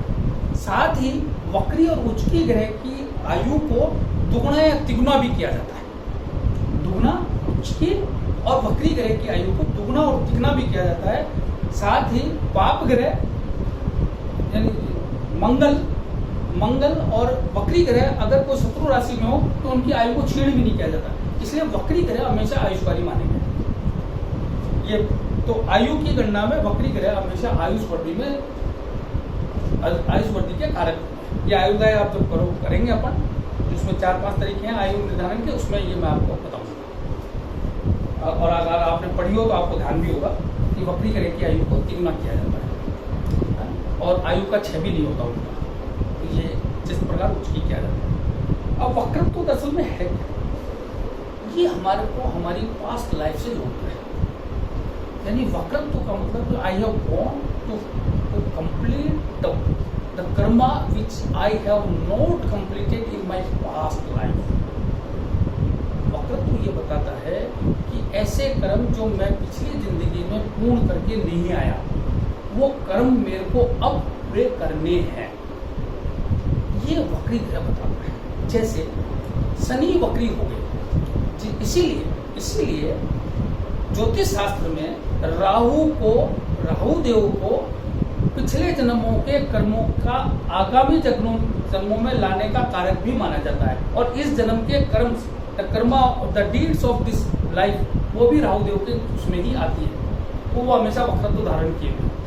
तो पिछले जन्मों के जन्मांतरों के कर्मों पे अधिकार राहु देव का माना जाता है, जो और बृहस्पति का नैसर्गिकता के आधार पर माना जाता है। ये तो आपको पता ही होगा। तो जो वक्रत्व है वो ये बताता है कि पिछली लाइफ में, पिछले जन्मों में वह व्यक्ति इन क्षेत्रों के कर्म कंप्लीट करके नहीं आया है, उनको कंप्लीट करने के लिए उसको इस जन्म में भेजा गया है। अब किसी के शनि वक्री है तो ये उसका आशय ये है कि उस व्यक्ति को सेवा करनी है। किनकी? जो पीड़ित हैं, वंचित हैं, गरीब हैं, दलित हैं, जो लोग दरिद्र हैं, अपंग हैं, असहाय हैं, है ना, उन लोगों को, या उसके सराउंडिंग में जितने भी लोग हैं उनकी सेवा के लिए उसकी उत्पत्ति हुई है ना। तो उसको पहले दिन ये समझना चाहिए कि भाई मैं वक्री शनि लेके आया हूं। अब वक्री शनि किस रूप में आए हैं वो देख रहे। मान लीजिए गुरु की राशि में शनिदेव वक्री होकर आए हैं, तो इसका मतलब है वह व्यक्ति धर्म मार्ग के लोगों का धर्म संस्थापन, धर्म मार्ग, आध्यात्मिकता के लिए, लोगों के उत्थान के संबंधित कार्यों के लिए निरंतर प्रयास करे, अपने कर्म को उस तरह से संस्थापित करे, तो उसको धन की भी प्राप्ति होगी, उसको सहजता की भी प्राप्ति होगी, और जो कुछ पाएगा वो कभी नहीं जाएगा उसको, क्योंकि भगवान किस लिए भेजा उसको? उस संबंधित कार्य को उसको करना है। उसको ऋषि मुनियों की, ज्योतिषियों की, पूजा, आध्यात्मिक लोगों की, सन्यासियों की, धर्म मार्ग पे चलने वाले व्यक्तियों की, है ना, जन फिलैंथ्रोपिक, जन लोकोपकारी कार्यों के लिए, है ना, जनमानस के उत्थान के कार्यों के लिए, जनमानस को लाभ पहुंचाने वाले कार्यों के लिए, एनजीओ, सुखता के लिए चलने वाले एनजीओज के लिए, है ना, प्रकृति के संवर्धन से संबंधित कार्य, पृथ्वी के संरक्षण से संबंधित कार्यों के लिए उसका जन्म हुआ है। तो उसको क्या करना है? अपने कर्मों को उस प्रकार से निर्धारित करना है। तो भगवान चूंकि उससे वही कार्य कराना चाह रहे हैं, तो क्या उसके पास कभी धन की या संसाधनों की कमी होगी? नहीं, क्योंकि वह भगवान द्वारा वह कार्य करने के लिए भेजा गया है। राइट? जो स्पष्ट उसकी कुंडली बता रही है। बजाय उसके वो व्यक्ति अनाचार करने लग जाए, अत्याचार करने लग जाए, परोपकार के बजाय खुद का उपकार करने लग जाए, कुमार्गों को अपना ले, तो क्या वो सुख पाएगा? तो भगवान उसको दिया हुआ है वो भी छीन लेगा। तो जो उसके प्रारंभ में लिखा है ना वो भी सुनने को हो जाएगा धीरे धीरे। इस प्रकार जो वक्री ग्रह किस राशि में है और कौन है, अब गुरु वक्री होकर आए हैं तो वो क्या चाहते हैं। अब शनि मान लीजिए वृश्चिक राशि के हैं। अब वृश्चिक राशि जो है वो कालपुरुष के अष्टम भाव में पड़ती है, जहाँ दुख है, जहाँ कष्ट है, कलेश है, अपमान है, भय है, रोग है, डर है ना, जहाँ मृत्यु है, मृत्यु का डर है। तो ऐसा व्यक्ति जिसके शनि वक्री वृश्चिक के हैं, उसको आप नर्सिंग में, आप डॉक्टरी में, आप लोगों के रोग निवारण में, वकालत के माध्यम से उनके कोर्ट कचहरी के मामलों में मुक्ति में, है ना, कोई षड्यंत्रों में फंस गए तो उस षड्यंत्रों से मुक्ति में, इन या पुलिस कार्य में लगाकर सदमार्ग पे चल के उनको मुक्त कराने में, सेना में भर्ती होकर देश के रक्षण में, लोगों को बचाव करने में अगर आप उसको प्रेरित कर देते हैं, तो वह व्यक्ति या कोई ऐसा अन्वेषण कर दे, वो ऐसा इजाद कर दे जिससे जो गरीब तबका है उसको लाभ हो जाए, उनके जीवन में उत्थान आ जाए, उदय हो जाए उनका जीवन, तो उस मार्ग पर वो अगर वो अपना लेता है तो कभी भी अपने जीवन में असफल नहीं होगा। समझ लो मेरी बात, क्या कहना चाह रहे हैं क्या? इसलिए वो आया है। अब बजाय उसके वो खुद ही रिश्वत लेने लग जाए, वो खुद ही स्कैंडल करने लग जाए, खुद ही है ना मारकाट करने लग जाए, खुद ही लोगों को फंसाने लग जाए, है ना, उल्टा और उनको ऐसे दारू दूध में डालना शुरू कर दे, तो वह आदमी सुख पाएगा? दुख पाएगा? दुख पाएगा। ऐसे तुला राशि का ले लो, अगर तुला राशि का शनि वक्री है तो वह व्यक्ति स्त्री पुरुषों के संबंध में कोई समस्या आ रही है या व्यापार व्यवसाय के लिए कोई अच्छी चीजें इजाद कर सकता है, पौष्टिक भोजनों का प्रदान करता हो सकता है ना, वो लोगों को सदमार्ग पे जाने का रास्ता दिखा सकता है। तो इस प्रकार से हमको किस भाव का, किस राशि का स्वामी होकर ग्रह वक्री है, तो और वो उससे संबंधित कर्मों को पूरा करने के लिए व्यक्ति को भेजा गया है भगवान द्वारा। यह पहला कर्म है। अब बात करते हैं बृहस्पति की। दो बार बात आ गई। अब बृहस्पति देव को, बृहस्पति देव के वक्री होने से कोई व्यक्ति आया है तो वह सदोगुण, सतमार्ग, सत्संग, सत्कर्म, सत्क्रिया, सतधन, है ना, आध्यात्मिकता के राह पे चलते लोगों का परोपकार करते हुए स्वयं के उत्थान के लिए आया है। अब वो व्यक्ति किसी भी मार्ग से, मान लीजिए कोई दशा राहु देव की महादशा है जो सब प्रकार से धन देती है। राहु देव की अगर राहु बलवान है, शुभ स्थान पर है, बलवान है, तो राहु देव खुद का तो देते ही देते हैं, लोगों को वो और ग्रहों का छीन के और देते हैं जिनको वो प्रभावित करते हैं। जिसको देख रहे, जिसके साथ बैठे हैं, जो भी उनके प्रभाव क्षेत्र है उसका भी छीन के आपको देंगे। इसलिए राहु देव की महादशा में व्यक्ति बहुत बड़ा नेता भी बनता है, राष्ट्र अध्यक्ष भी बनेगा। लेकिन फल दीपिका में मंत्रेश्वर महाराज क्या कहते हैं कि 6-8-12 का भाव हो, राहु हो, और 4-8-12 का भाव का राहु हो, 6-8-12 राशि का राहु हो, तो देश अपने दशा काल में देशाधिपत्य देते हैं, अपने दशा में देशाधिपत्य देते हैं, लेकिन दशांत में सर्वस्व नाश कर देते हैं। कहने का आशय ये है कि राहु जो देते हैं वो स्वयं को तो देते ही देते हैं जब बलवान होते हैं, औरों का भी जिनको प्रभावित करें उनका भी छीन के उसको देते हैं, उनको भी कहते हैं दे। ये वैसे ही है कि कोई बलशाली राजा आपके पास बैठ गया तो खुद का तो दे रहा है, पड़ोसी को कह रहा है भाई इसको ये भेज देना, तो राहु देव का वो होता है। तो गुरुदेव से पहले राहु देव की महादशा जहाँ उसने सभी प्रकार से लाभ कमाया होगा, गुरु बलवान होंगे, राहु बलवान होंगे, उनके 100% सभी मार्गों से पैसा आया होगा, सुमार्ग और कुमार्ग। अब गुरु आए हैं आध्यात्मिक कार्य के लिए, मैंने बताया ना पूर्व जन्म में कौन से कार्यों को छोड़ के आया, आध्यात्मिक के कार्यों को, लोगों के उत्थान के कार्यों के, लोकोपकार के कार्यों को छोड़कर वो आया है। अब उसको वो धन राहु से मिला था, उसकी तुरंत जैसे ही गुरु की महादशा लगी उसी टाइम में अपने सारे कार्य बंद करने थे, बल्कि राहु में मंगल में ही बंद करने थे। राहु में मंगल जो है सचेत करते हैं, या आप नोट कर लो, सभी जो भी व्यक्ति हो, राहु में चंद्रमा जो है ये इंडिकेशन होता है पीला,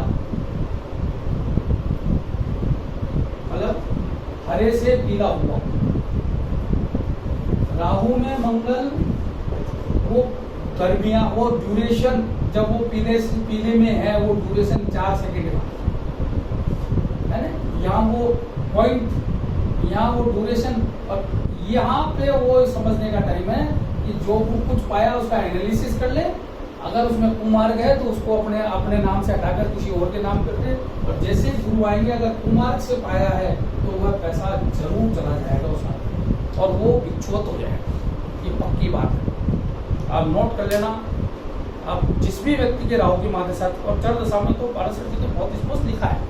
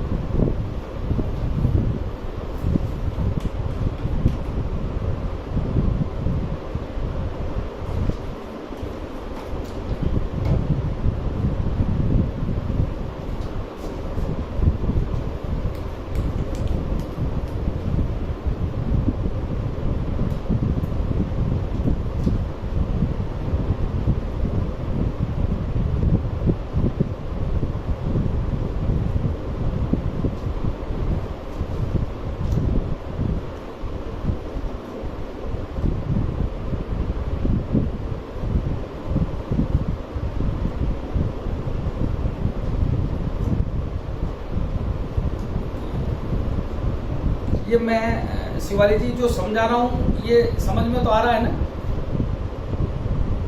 हेलो हेलो हेलो, हितेश जी समझ में तो आ रहा है ना? कहीं ये क्या मैं कहीं ऐसा नहीं हूँ कि मैं आप मेरे 5 लेवल है, कभी कभी मैं क्या थोड़ा तैस में आ जाता हूँ तो 5 लेवल पे पहुँच जाता हूँ। अभी मैं पहला लेवल ही पढ़ा रहा हूँ, है ना? मैं आपको 5 लेवल पढ़ाऊंगा, ये पहला लेवल है मेरा, फिर सेकंड लेवल में यही चीजें रिपीट करूंगा, फिर थर्ड लेवल में यही चीजें और गहराई के साथ करूंगा, फिर चौथा लेवल और फिर पांचवा लेवल। और पांचवा लेवल तो एक्सट्रीम होगा, तो कभी कभी क्या है मैं भी थोड़ा जोश में आ जाता हूँ, है ना, थोड़ा भावावेश में खो जाता हूँ, तो थोड़ा सा सहन करना पड़ेगा। क्योंकि मैं क्या 5वें लेवल पे पहुंच जाता हूँ कई बार, है ना। तो अगर ऐसा लगे तो मेरे को थोड़ा बताना है।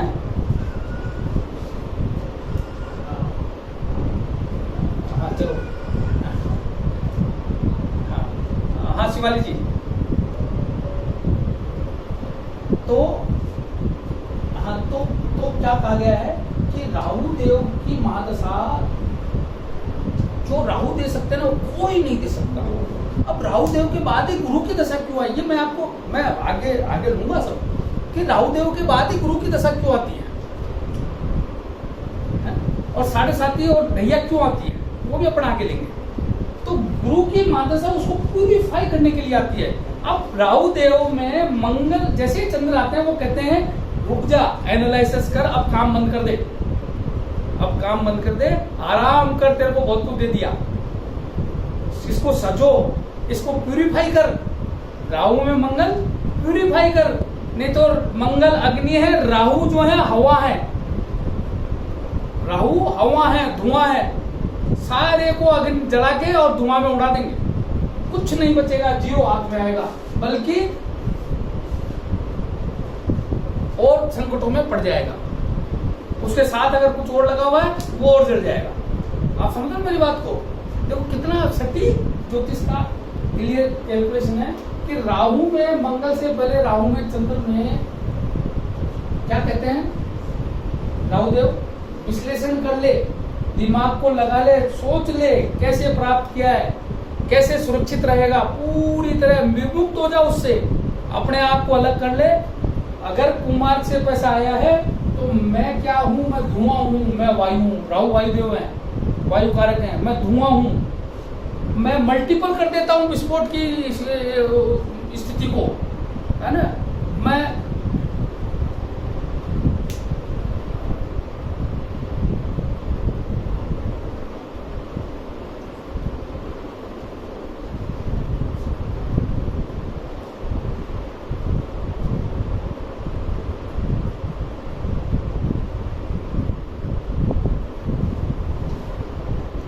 तो राहु देव में जब चंद्रमा होते हैं तो क्या कहते हैं, चंद्रमा मन सत्वगुणी ग्रह हैं। राहु में चंद्र होते हैं तो राहु मन को कहते हैं भैया विश्लेषण कर ले, सोच ले, कैसे आया है, कैसे सुरक्षित रहेगा, रुक जा, पूरी तरह विवेचन कर ले। अन्यथा राहु जो है वो धुआं है, हवा है, विस्फोटक स्थिति को हजारों गुना कर देते हैं, है ना। बम जो फूटता है उसकी पावर को कितने गुना कर देते हैं। तो मंगल साक्षात अग्नि, राहु साक्षात धुआं और वायु, दोनों का मिलन होते ही जो कुछ कमाया है वो जल जाएगा और राख बन के रह जाएगा और हवा बन के उड़ जाएगा। अब उसके साथ जो कुछ आ गया वो और चल जाना है, यानी कि खुद तो जो कमाया वो जाएगा, उससे पहले का है ना वो भी खत्म हो जाएगा। तो जब भी आप Rahu everything, each and everything except spirituality, except ज्ञान, except विद्या को जितना ज्यादा वायु मिलेगी, जितना ज्यादा फैलाव बढ़ेगा उतना उत्तम। मेटेरियलिस्टिक चीजों को जब भी वायु और अग्नि मिलेगी खत्म। तो धन किसी भी रूप में हो वो सब जाता हुआ नजर आता है। तो बड़े बड़े लोग जो आपको मिलेंगे ना, राहु के अंतिम दशा काल में बर्बाद हो जाते हैं। ठीक है कपिल जी, कपिल जी क्लियर? हेलो, हाँ,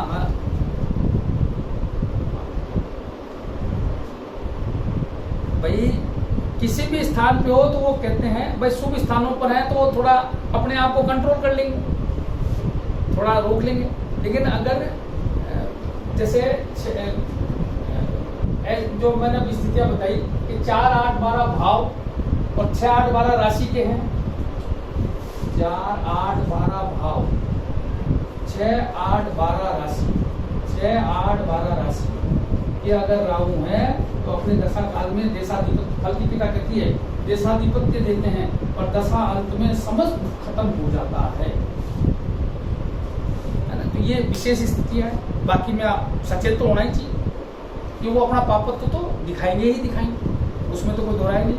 तो इसलिए राहु में मंगल में, तो ये मैंने बात आपको वक्त पे ये बात आ गई थी इसलिए बताया।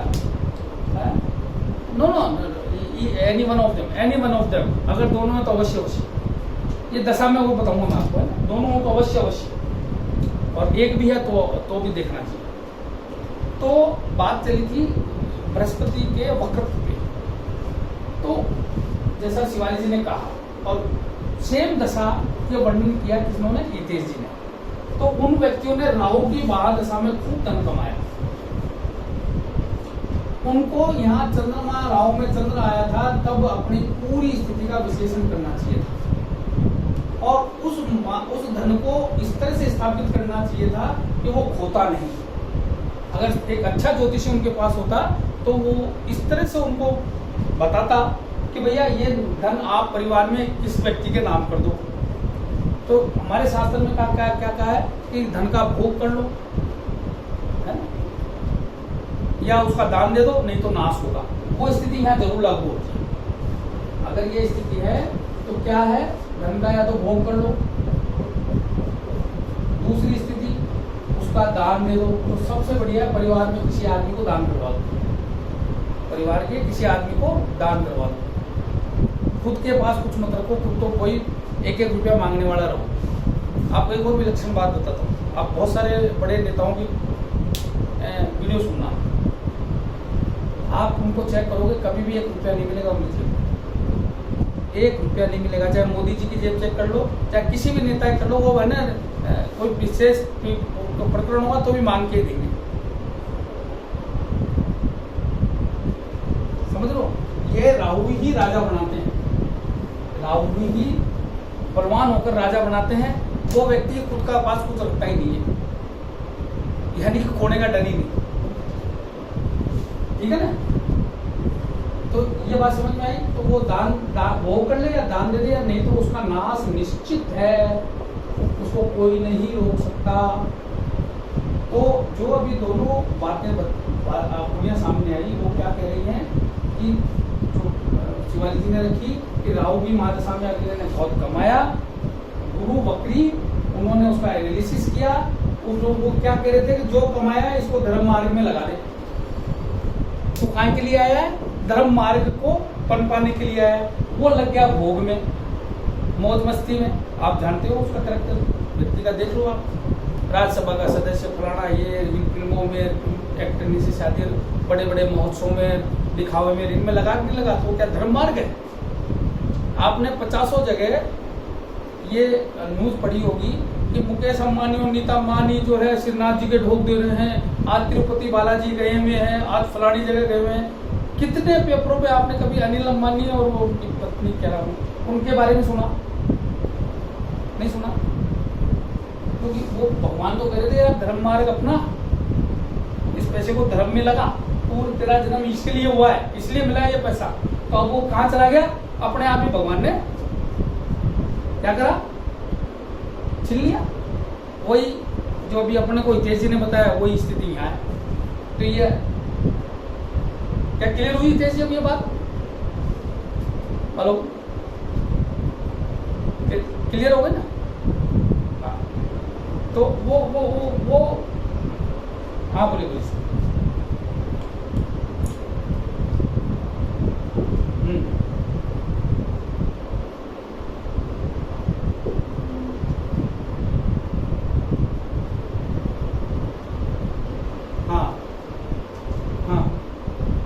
तब तो वो रहेगा पैसा, तब तो वो जाएगा ही नहीं, तब तो वो उल्टा मल्टीपल होएगा।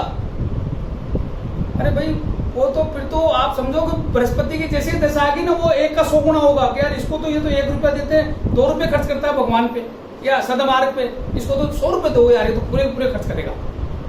तो वो देखो मैं आपको एक हाँ बोलिए।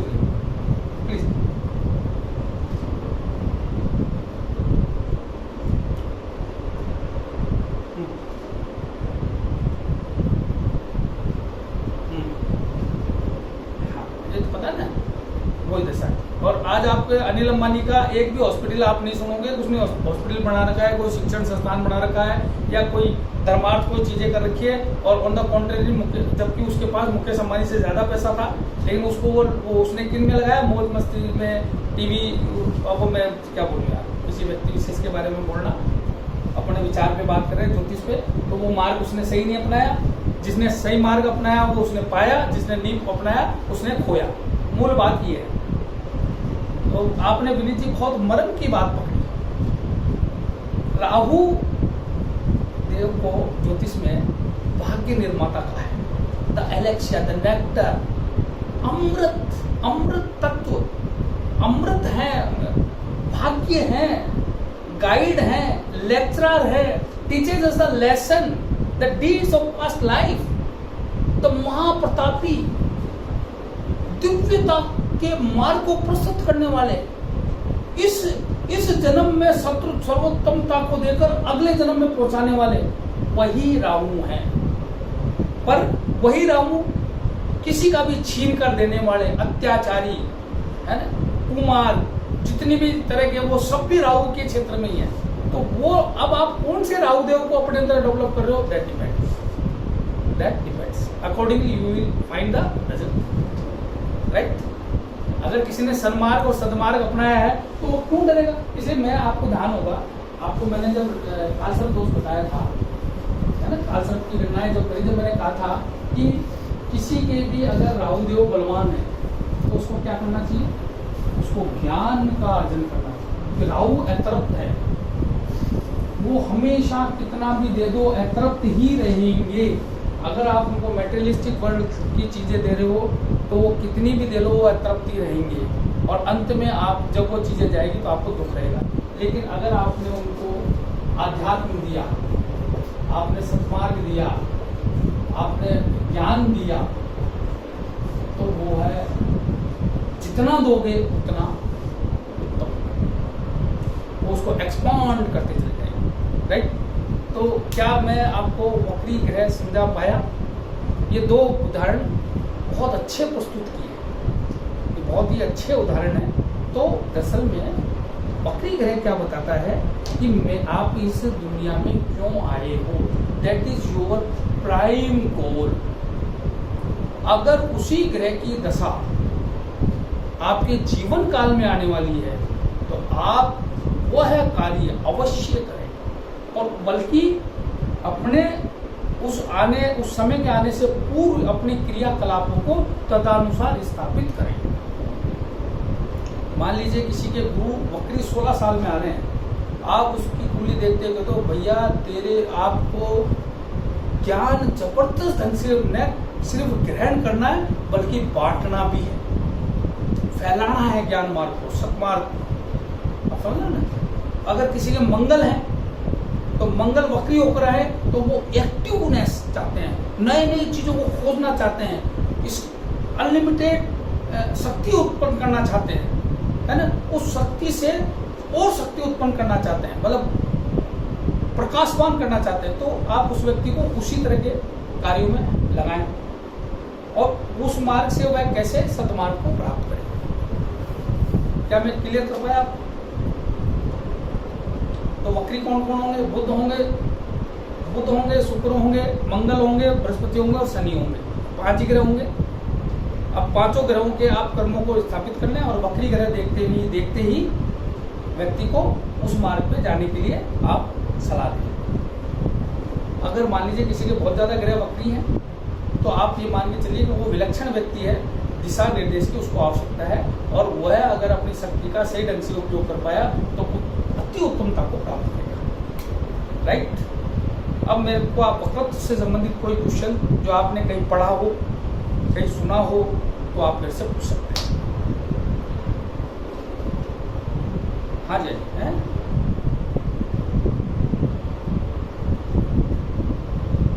प्लीज।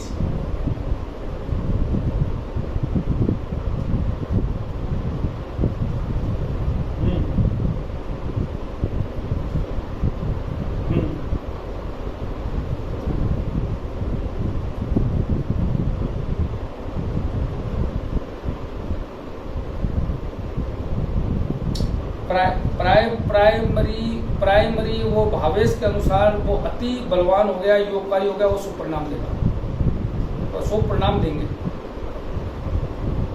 लेकिन कर्मों का निर्धारण शनिदेव के जो निर्देश हैं उनके अनुसार निर्धारित कराओ। उसको साथ साथ है ना दान जरूर करना है, उसको डिप्राइव जो लोग पीड़ित हैं उनकी सहायता जरूर करनी है, उनको उठाने के लिए प्रयास जरूर करना है, यानी कि जितना कमाए उसका कुछ हिस्सा उन पर जरूर लगाए। न्याय किसी को नहीं मिला तो न्याय दिलाए, वो आप सब जानते हो। और किसी का, हाँ बिल्कुल, हाँ बोलिए।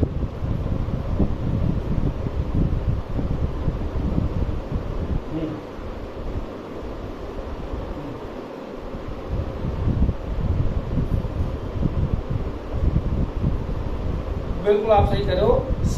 शनि अगर बुध की राशि में है तो वह व्यक्ति अपनी बुद्धि को परोपकार के लिए अपनी बुद्धि का विकास करे, बुद्धि की श्रेष्ठता उसको प्राप्त हो जाएगी। लेकिन वह ये धारणा रखे कि मैं बुद्धि का विकास करके उससे जो भी प्राप्ति होगी वह ऐसे लोगों के कल्याण के लिए लगाऊंगा जो शनि से संबंधित पीड़ाओं को पाले, यानी कि शनि बुध न्याय का स्थान स्थापित करते हैं। तो न्यायिक क्षेत्र में पीड़ित व्यक्तियों की मैं सहायता करूंगा, या कोई लोग जो समाज के न्याय से पीड़ित हो उनकी सहायता करूंगा, तो उसमें उसको दान जरूर करो, उसको उस मार्ग में कुछ कला करने के लिए जरूर करो, उसको जरूर लाभ होगा। और बुद्ध तो वैसे भी उसके मित्र हैं, और शनिदेव को बुद्धि बहुत ज़्यादा लाभ देती है। तो तीसरी राशि तो बुद्धि की राशि है। थर्ड हाउस जो है brain, realise the brain, the active brain is in third house. और जो 6th हाउस है वो शनि देव का खुद का प्रभावी रहता है वहाँ, तो वहाँ वो सर्विट्यूड सेवा को प्रेरित करते हैं। तो अगर कन्या का शनि किसी के पास है तो वह व्यक्ति राज सेवक भी होता है और सेवा कार्य में बहुत चतुर होता है, और उसको सेवा अगर वक्री है तो अवश्य सेवा कार्य करना चाहिए।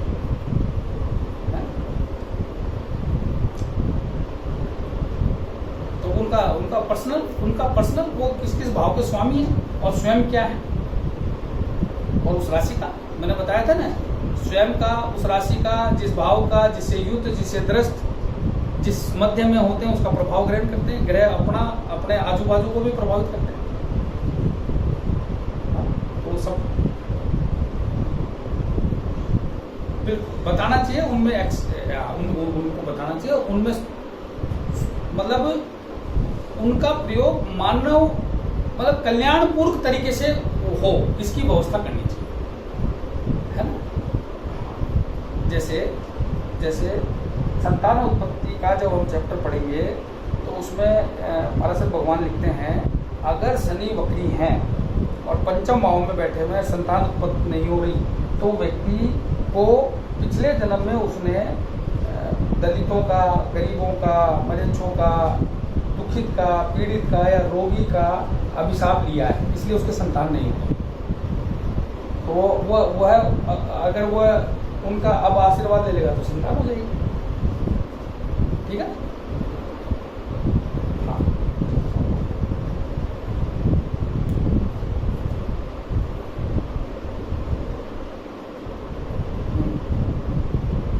बिल्कुल, वो शॉर्टर पीरियड है, वो सब पीरियड है, वो मेन पीरियड है।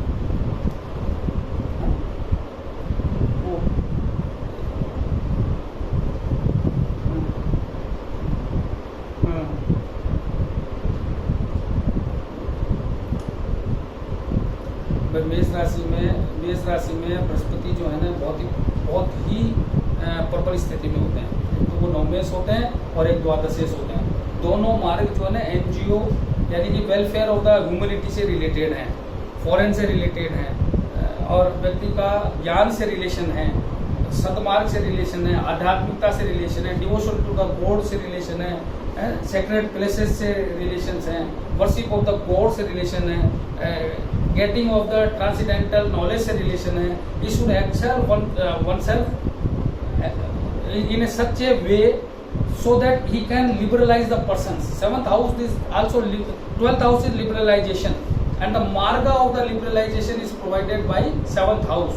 So if a person है particularly in मेष राशि जो है वो celestial है, अब अनंत है, ब्रह्मांड जो है ना वो मेष है, ब्रह्मांड मेष है वाला मेष राशि जो है ना हमेशा वांट टू सक्सीड और ब्रह्मांड के नए आयामों को खोलना चाहती है, ब्रह्मांड में फैलना चाहती है। मेष राशि वाले के लिए स्काई इज द लिमिट, उसका कोई और छोर नहीं है। The spirit of being comes by the Mesh, and in Mesh Rashi especially the Jupiter is very benefic planet. 12वें का स्वामी हमेशा इतर राशि से परिणाम देता है और 12वां भाव जो हमारा है ना, the completion of the my life, 12th house is my completion of my life, and that is if that is given by Pisces, the mean राशि जब वो दे तो what will be my the completion that will fulfilled. Because it is said in astrology, Peace mean राशि is the residence of sacred pagodas, मतलब जो शिवालय जहाँ रहते हैं, the sacred places that has the highest acceptability of the transcendental knowledges, the enlightenment of the soul, and then such type of completion of body, such type of completion of life, what a great thing. तो so that a person, जो व्यक्ति अगर मेष राशि में जन्म हुआ है वह बहुत बड़ी ताकतों को लेकर आता है ना, और अगर गुरु और बहुत अच्छे ब्लेस्ड हो तो 9th house 7th house the marga darshan is 9th house and 7th house the marga, the way by which you can excel yourself, enlighten yourself. Sitting in 7th house, complete aspect, the full aspect of Saturn is on your लग्न, और अगर लग्नपति को भी अगर वो देख रहे हैं, that is the wonderful stage.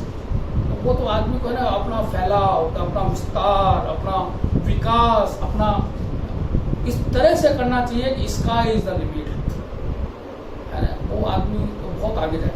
तो ये बहुत बड़ी ब्लेसिंग है, बहुत बड़ी। और इसी दरम्यान अगर गुरु को महादेश आ जाए तो दैट्स अल्टीमेट। हम यहाँ से बैठकर वो 3rd हाउस को भी देखते हैं, यहाँ से बैठकर वो 11th हाउस को भी देखते हैं, तो हर चीज़ को लाभ में परिवर्तित करते हैं आध्यात्म सत्वगुण तरीके से।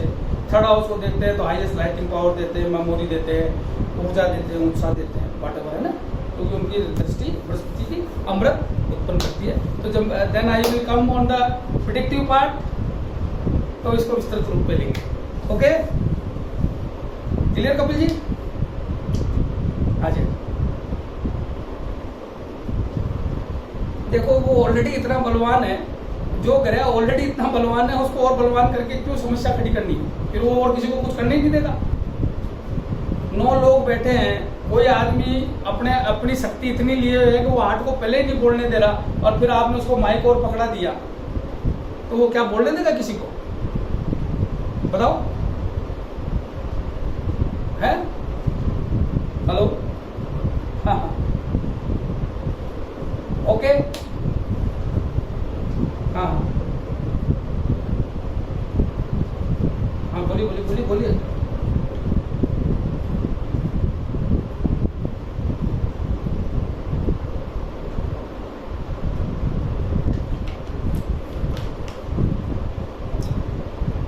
मैंने ये नहीं कहा हितेश जी कि 3, 6, 11 भाव में 3, 6, 11 भाव में और बली हो जाएंगे, मैंने तो ये तो कभी नहीं कहा।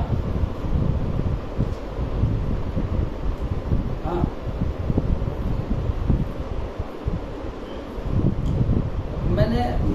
मैंने आप देखो यहाँ ये ज्योतिष की बारीकियों को पकड़ो। मैंने ये कहा था 3, 6, 11 भाव ऐसे भाव हैं जहाँ विष व्याप्त होता है, पापी है, और पाप ग्रह जितने बलहीन होकर वहाँ बैठेंगे, है ना, उतना ज़्यादा पापत्वों को खत्म करेंगे, तो शुभ की उत्पत्ति होगी, ये मैंने कहा था। तो वक्री ग्रह बैठेगा तो अच्छा ही करेगा। जो भी मैंने आपको ये तो समझाया कि वक्रत्व पापी ग्रह का वक्रत्व अति पापी बनाता है, वो मैं इतना स्ट्रेस मैंने उसी बात पे तो दिया। तो उच्च स्थान मत बोलो, 10th भाव को मत लो उसमें, 3, 6, 11 भाव। देखो आप है ना, मैं आपको जिस लेवल की ज्योतिष सिखा रहा हूँ, कोशिश कर रहा हूँ, ये एक पिन पॉइंट प्रिसाइज है, और उसमें अगर गलती हो करके कहीं गलती करोगे तो मेरे को बड़ा दुख होगा। तो मैं ये समझ रहा हूँ या तो रिवीजन नहीं हो रहा या अपन कॉन्सेंट्रेट नहीं कर पा रहे। हाँ बिल्कुल बिल्कुल है ना। और मैंने जो बताया उसको मैं आपको लॉजिक क्यों दे रहा हूँ, मैं भी देखिए मैं लॉजिक से पढ़ा रहा हूँ आपको। मैं कोई भी बात कर रहा हूँ, अभी मैं खुद भी देखूंगा ये वीडियो जो आज ये मैंने जो पढ़ा है, ये स्थूल शरीर है, ये जिसने बोला है मैं भी सुनूंगा वापस से क्या क्या बोला है। मैं भी मेरे वीडियो 10-10 बार सुनता हूँ। शायद आप क्लास के बाद पूछोगे तो इतनी बातें मेरे को भी नहीं याद आएगी। ठीक है, तो राजेश जी आज कितने लोग रहे?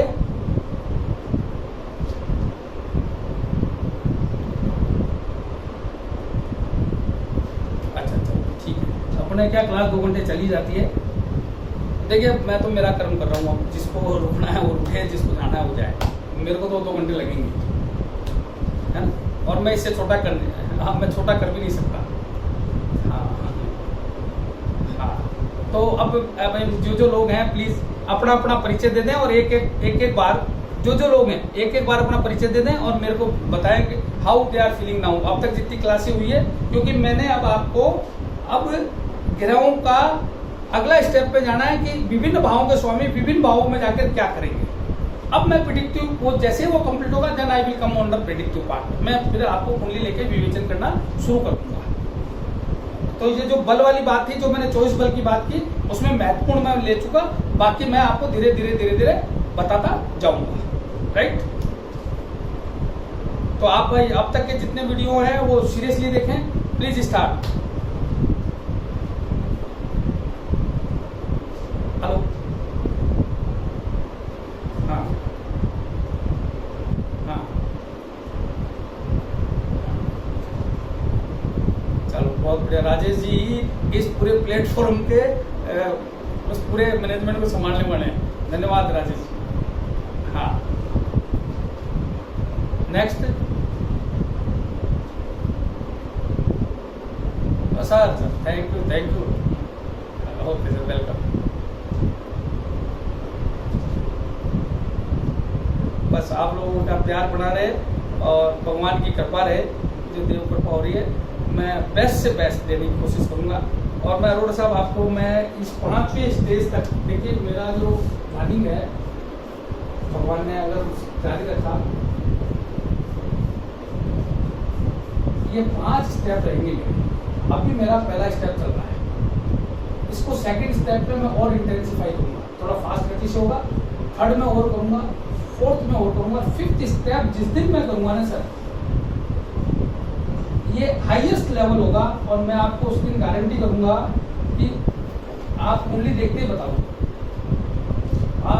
आपसे मतलब मैं स्वयं, मैं भी किसी शक्ति से गौर हूं, है ना। मैं स्वयं भी उस 5वीं स्टेज पे पहुंचूंगा तो मैं भी अपने आप को ब्लेस्ड मानूंगा। तो वो स्टेज तक हमको जाना है, मेरा उद्देश्य वहां तक का है। हाँ थैंक यू। हाँ हाँ हाँ आगे और हाँ हाँ सुनिए।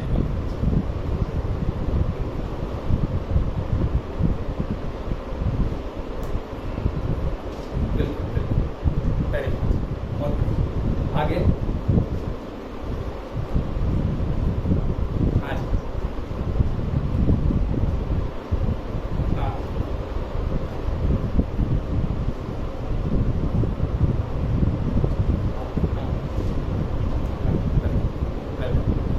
नेक्स्ट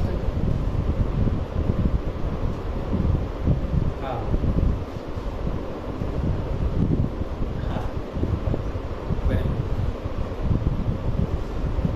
हाँ प्रैक्टिस तो देखो, जो भी चीज़ देख लो ना, अब जैसे अपन ने बकरी ग्रह पढ़ा तो उसको लगा के देखो, उनके बारे में अध्ययन करो, उनको विजुलाइज करो, उनको देखो। जैसे विनीत जी ने बहुत बढ़िया बात किया, इतनी सटीक बात जो आप लोगों को बहुत प्रभावित करेगी। कि आप क्या करो, अपन अभी ग्रह देखते हैं, है ना, और जैसे आप देखो कि सूर्य से छठा कोई ग्रह जा रहा है, कुंडली बनाई आपने, डेली गोचर की कुंडलियां अखबार में आती है, पत्रिका वगैरह में आती है, आपने देखा कि यार सूर्य से छठे मंगल जा रहे हैं, तो आप जैसे ऊपर जाके देखोगे तो मंगल पूरी तरह चमचमाते हुए दिखेंगे आप। और किस समय दिखेंगे वो मैं आपको, वो अभी नेक्स्ट क्लास में कौन सा ग्रह आपको किस राशि में आने पर जयपुर की छत पे खड़ा होकर दिखेगा, वो मैं नेक्स्ट क्लास में आपको ग्रहों को चला के बताऊंगा, ठीक है ना। ये बहुत, हाँ, और आगे, हाँ हाँ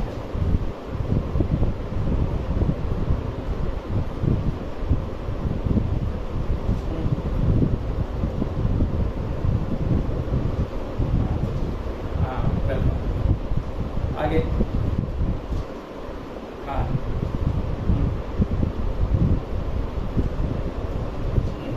बहुत बढ़िया। देखो एक चीज मैं एक बात कहना चाहता हूँ, है ना, मेरा एक आप लोगों से एक निवेदन है, आपने मेरे बारे में मत बोला करो, आप सिर्फ इतना बोलो कि हम ज्योतिष सीख रहे हैं और प्रभु की कृपा हो रही है और अब हमारे को सब समझ में आ रहा है, न तो मेरी एप्रिसिएशन नहीं करनी है, न मेरा नाम लेना है। आप सिर्फ प्रभु को धन्यवाद दो और ज्योतिष के ऋषियों को धन्यवाद दो, इस ज्ञान को धन्यवाद दो। वो नहीं Shivali ji, please please please please please मेरा नाम लो ही मत, आप तो ज्योतिष के लिए ही बोलो। अरे नहीं यार भाई ये, अरे नहीं अरे यार कहाँ मेरे को दोस्त में डाल दो, प्लीज प्लीज, है ना। हाँ, आगे,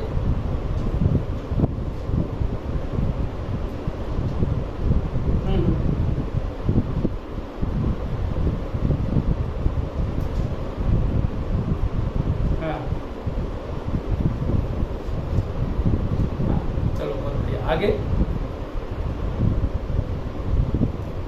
हाँ हाँ पंकज, हाँ जी बोलिए, हाँ हाँ,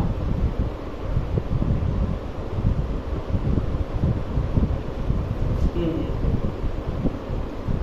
हम्म, हाँ हाँ, हाँ, अरे फिर वही बात, अरे यार ऐसा मत करो भाई, अरे आगे, हेलो, हाँ हाँ हाँ,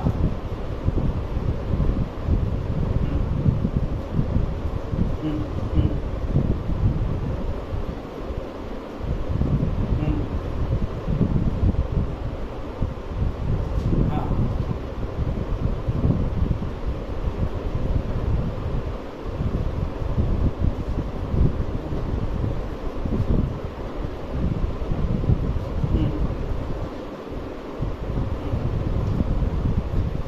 हाँ, नहीं आप लोगों को भी आप लोगों को भी ये करना है, करना ही है, करना ही है ना। हाँ, आगे, हाँ,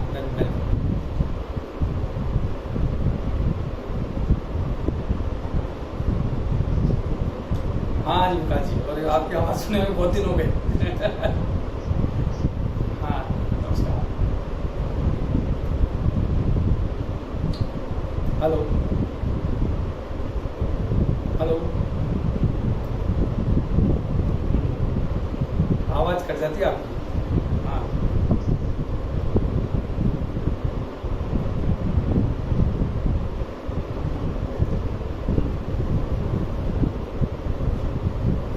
वेलकम वेलकम, हाँ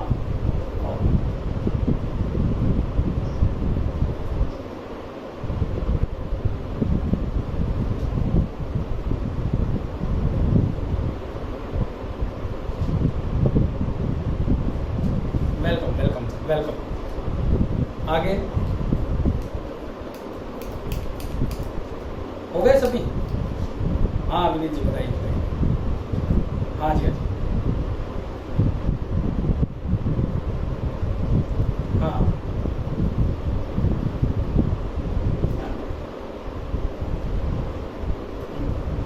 हम्म,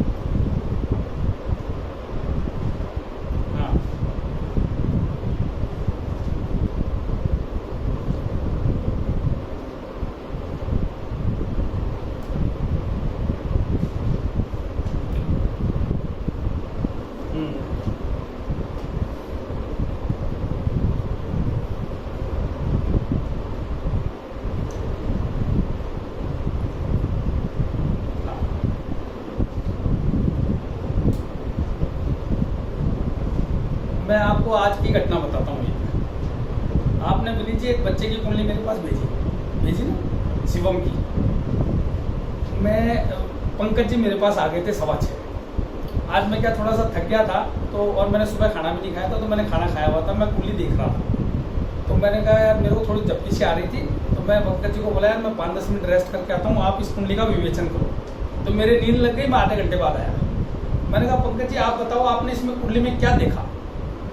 ये वही पंकज जी है जो एक भी शब्द कहने से डरते हैं। इन्होंने मेरे को कहा सर ये बच्चा बीमार है। मैंने चलो बताओ कहाँ है इसकी बीमारी। तो उन्होंने बोला सर 2 जगह मेरे को बीमारी नजर आती है, एक तो इसके मस्तिष्क में बीमारी है और एक इसके पेट में बीमारी है।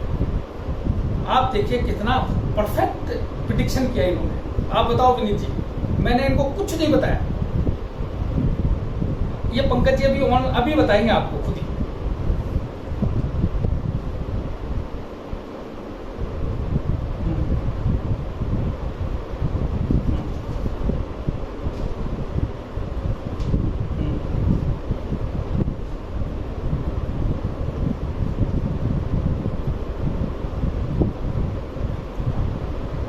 अब वो विनीत जी की भेजी हुई कुंडली है। अब आप पूछो विनीत जी भी ये बताएंगे, उसके तकलीफ यही है।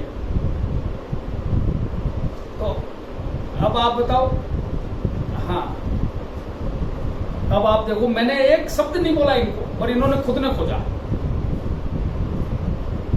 तो ये हाँ नहीं, ये ज्योतिष की सत्यता है।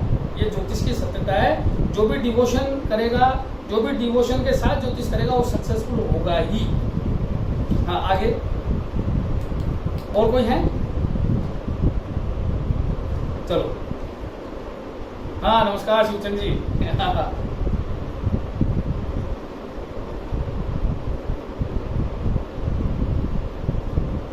हैं सर?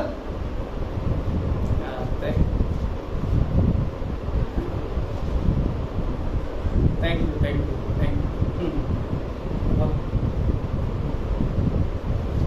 और कोई? चलिए, है कौन है जी?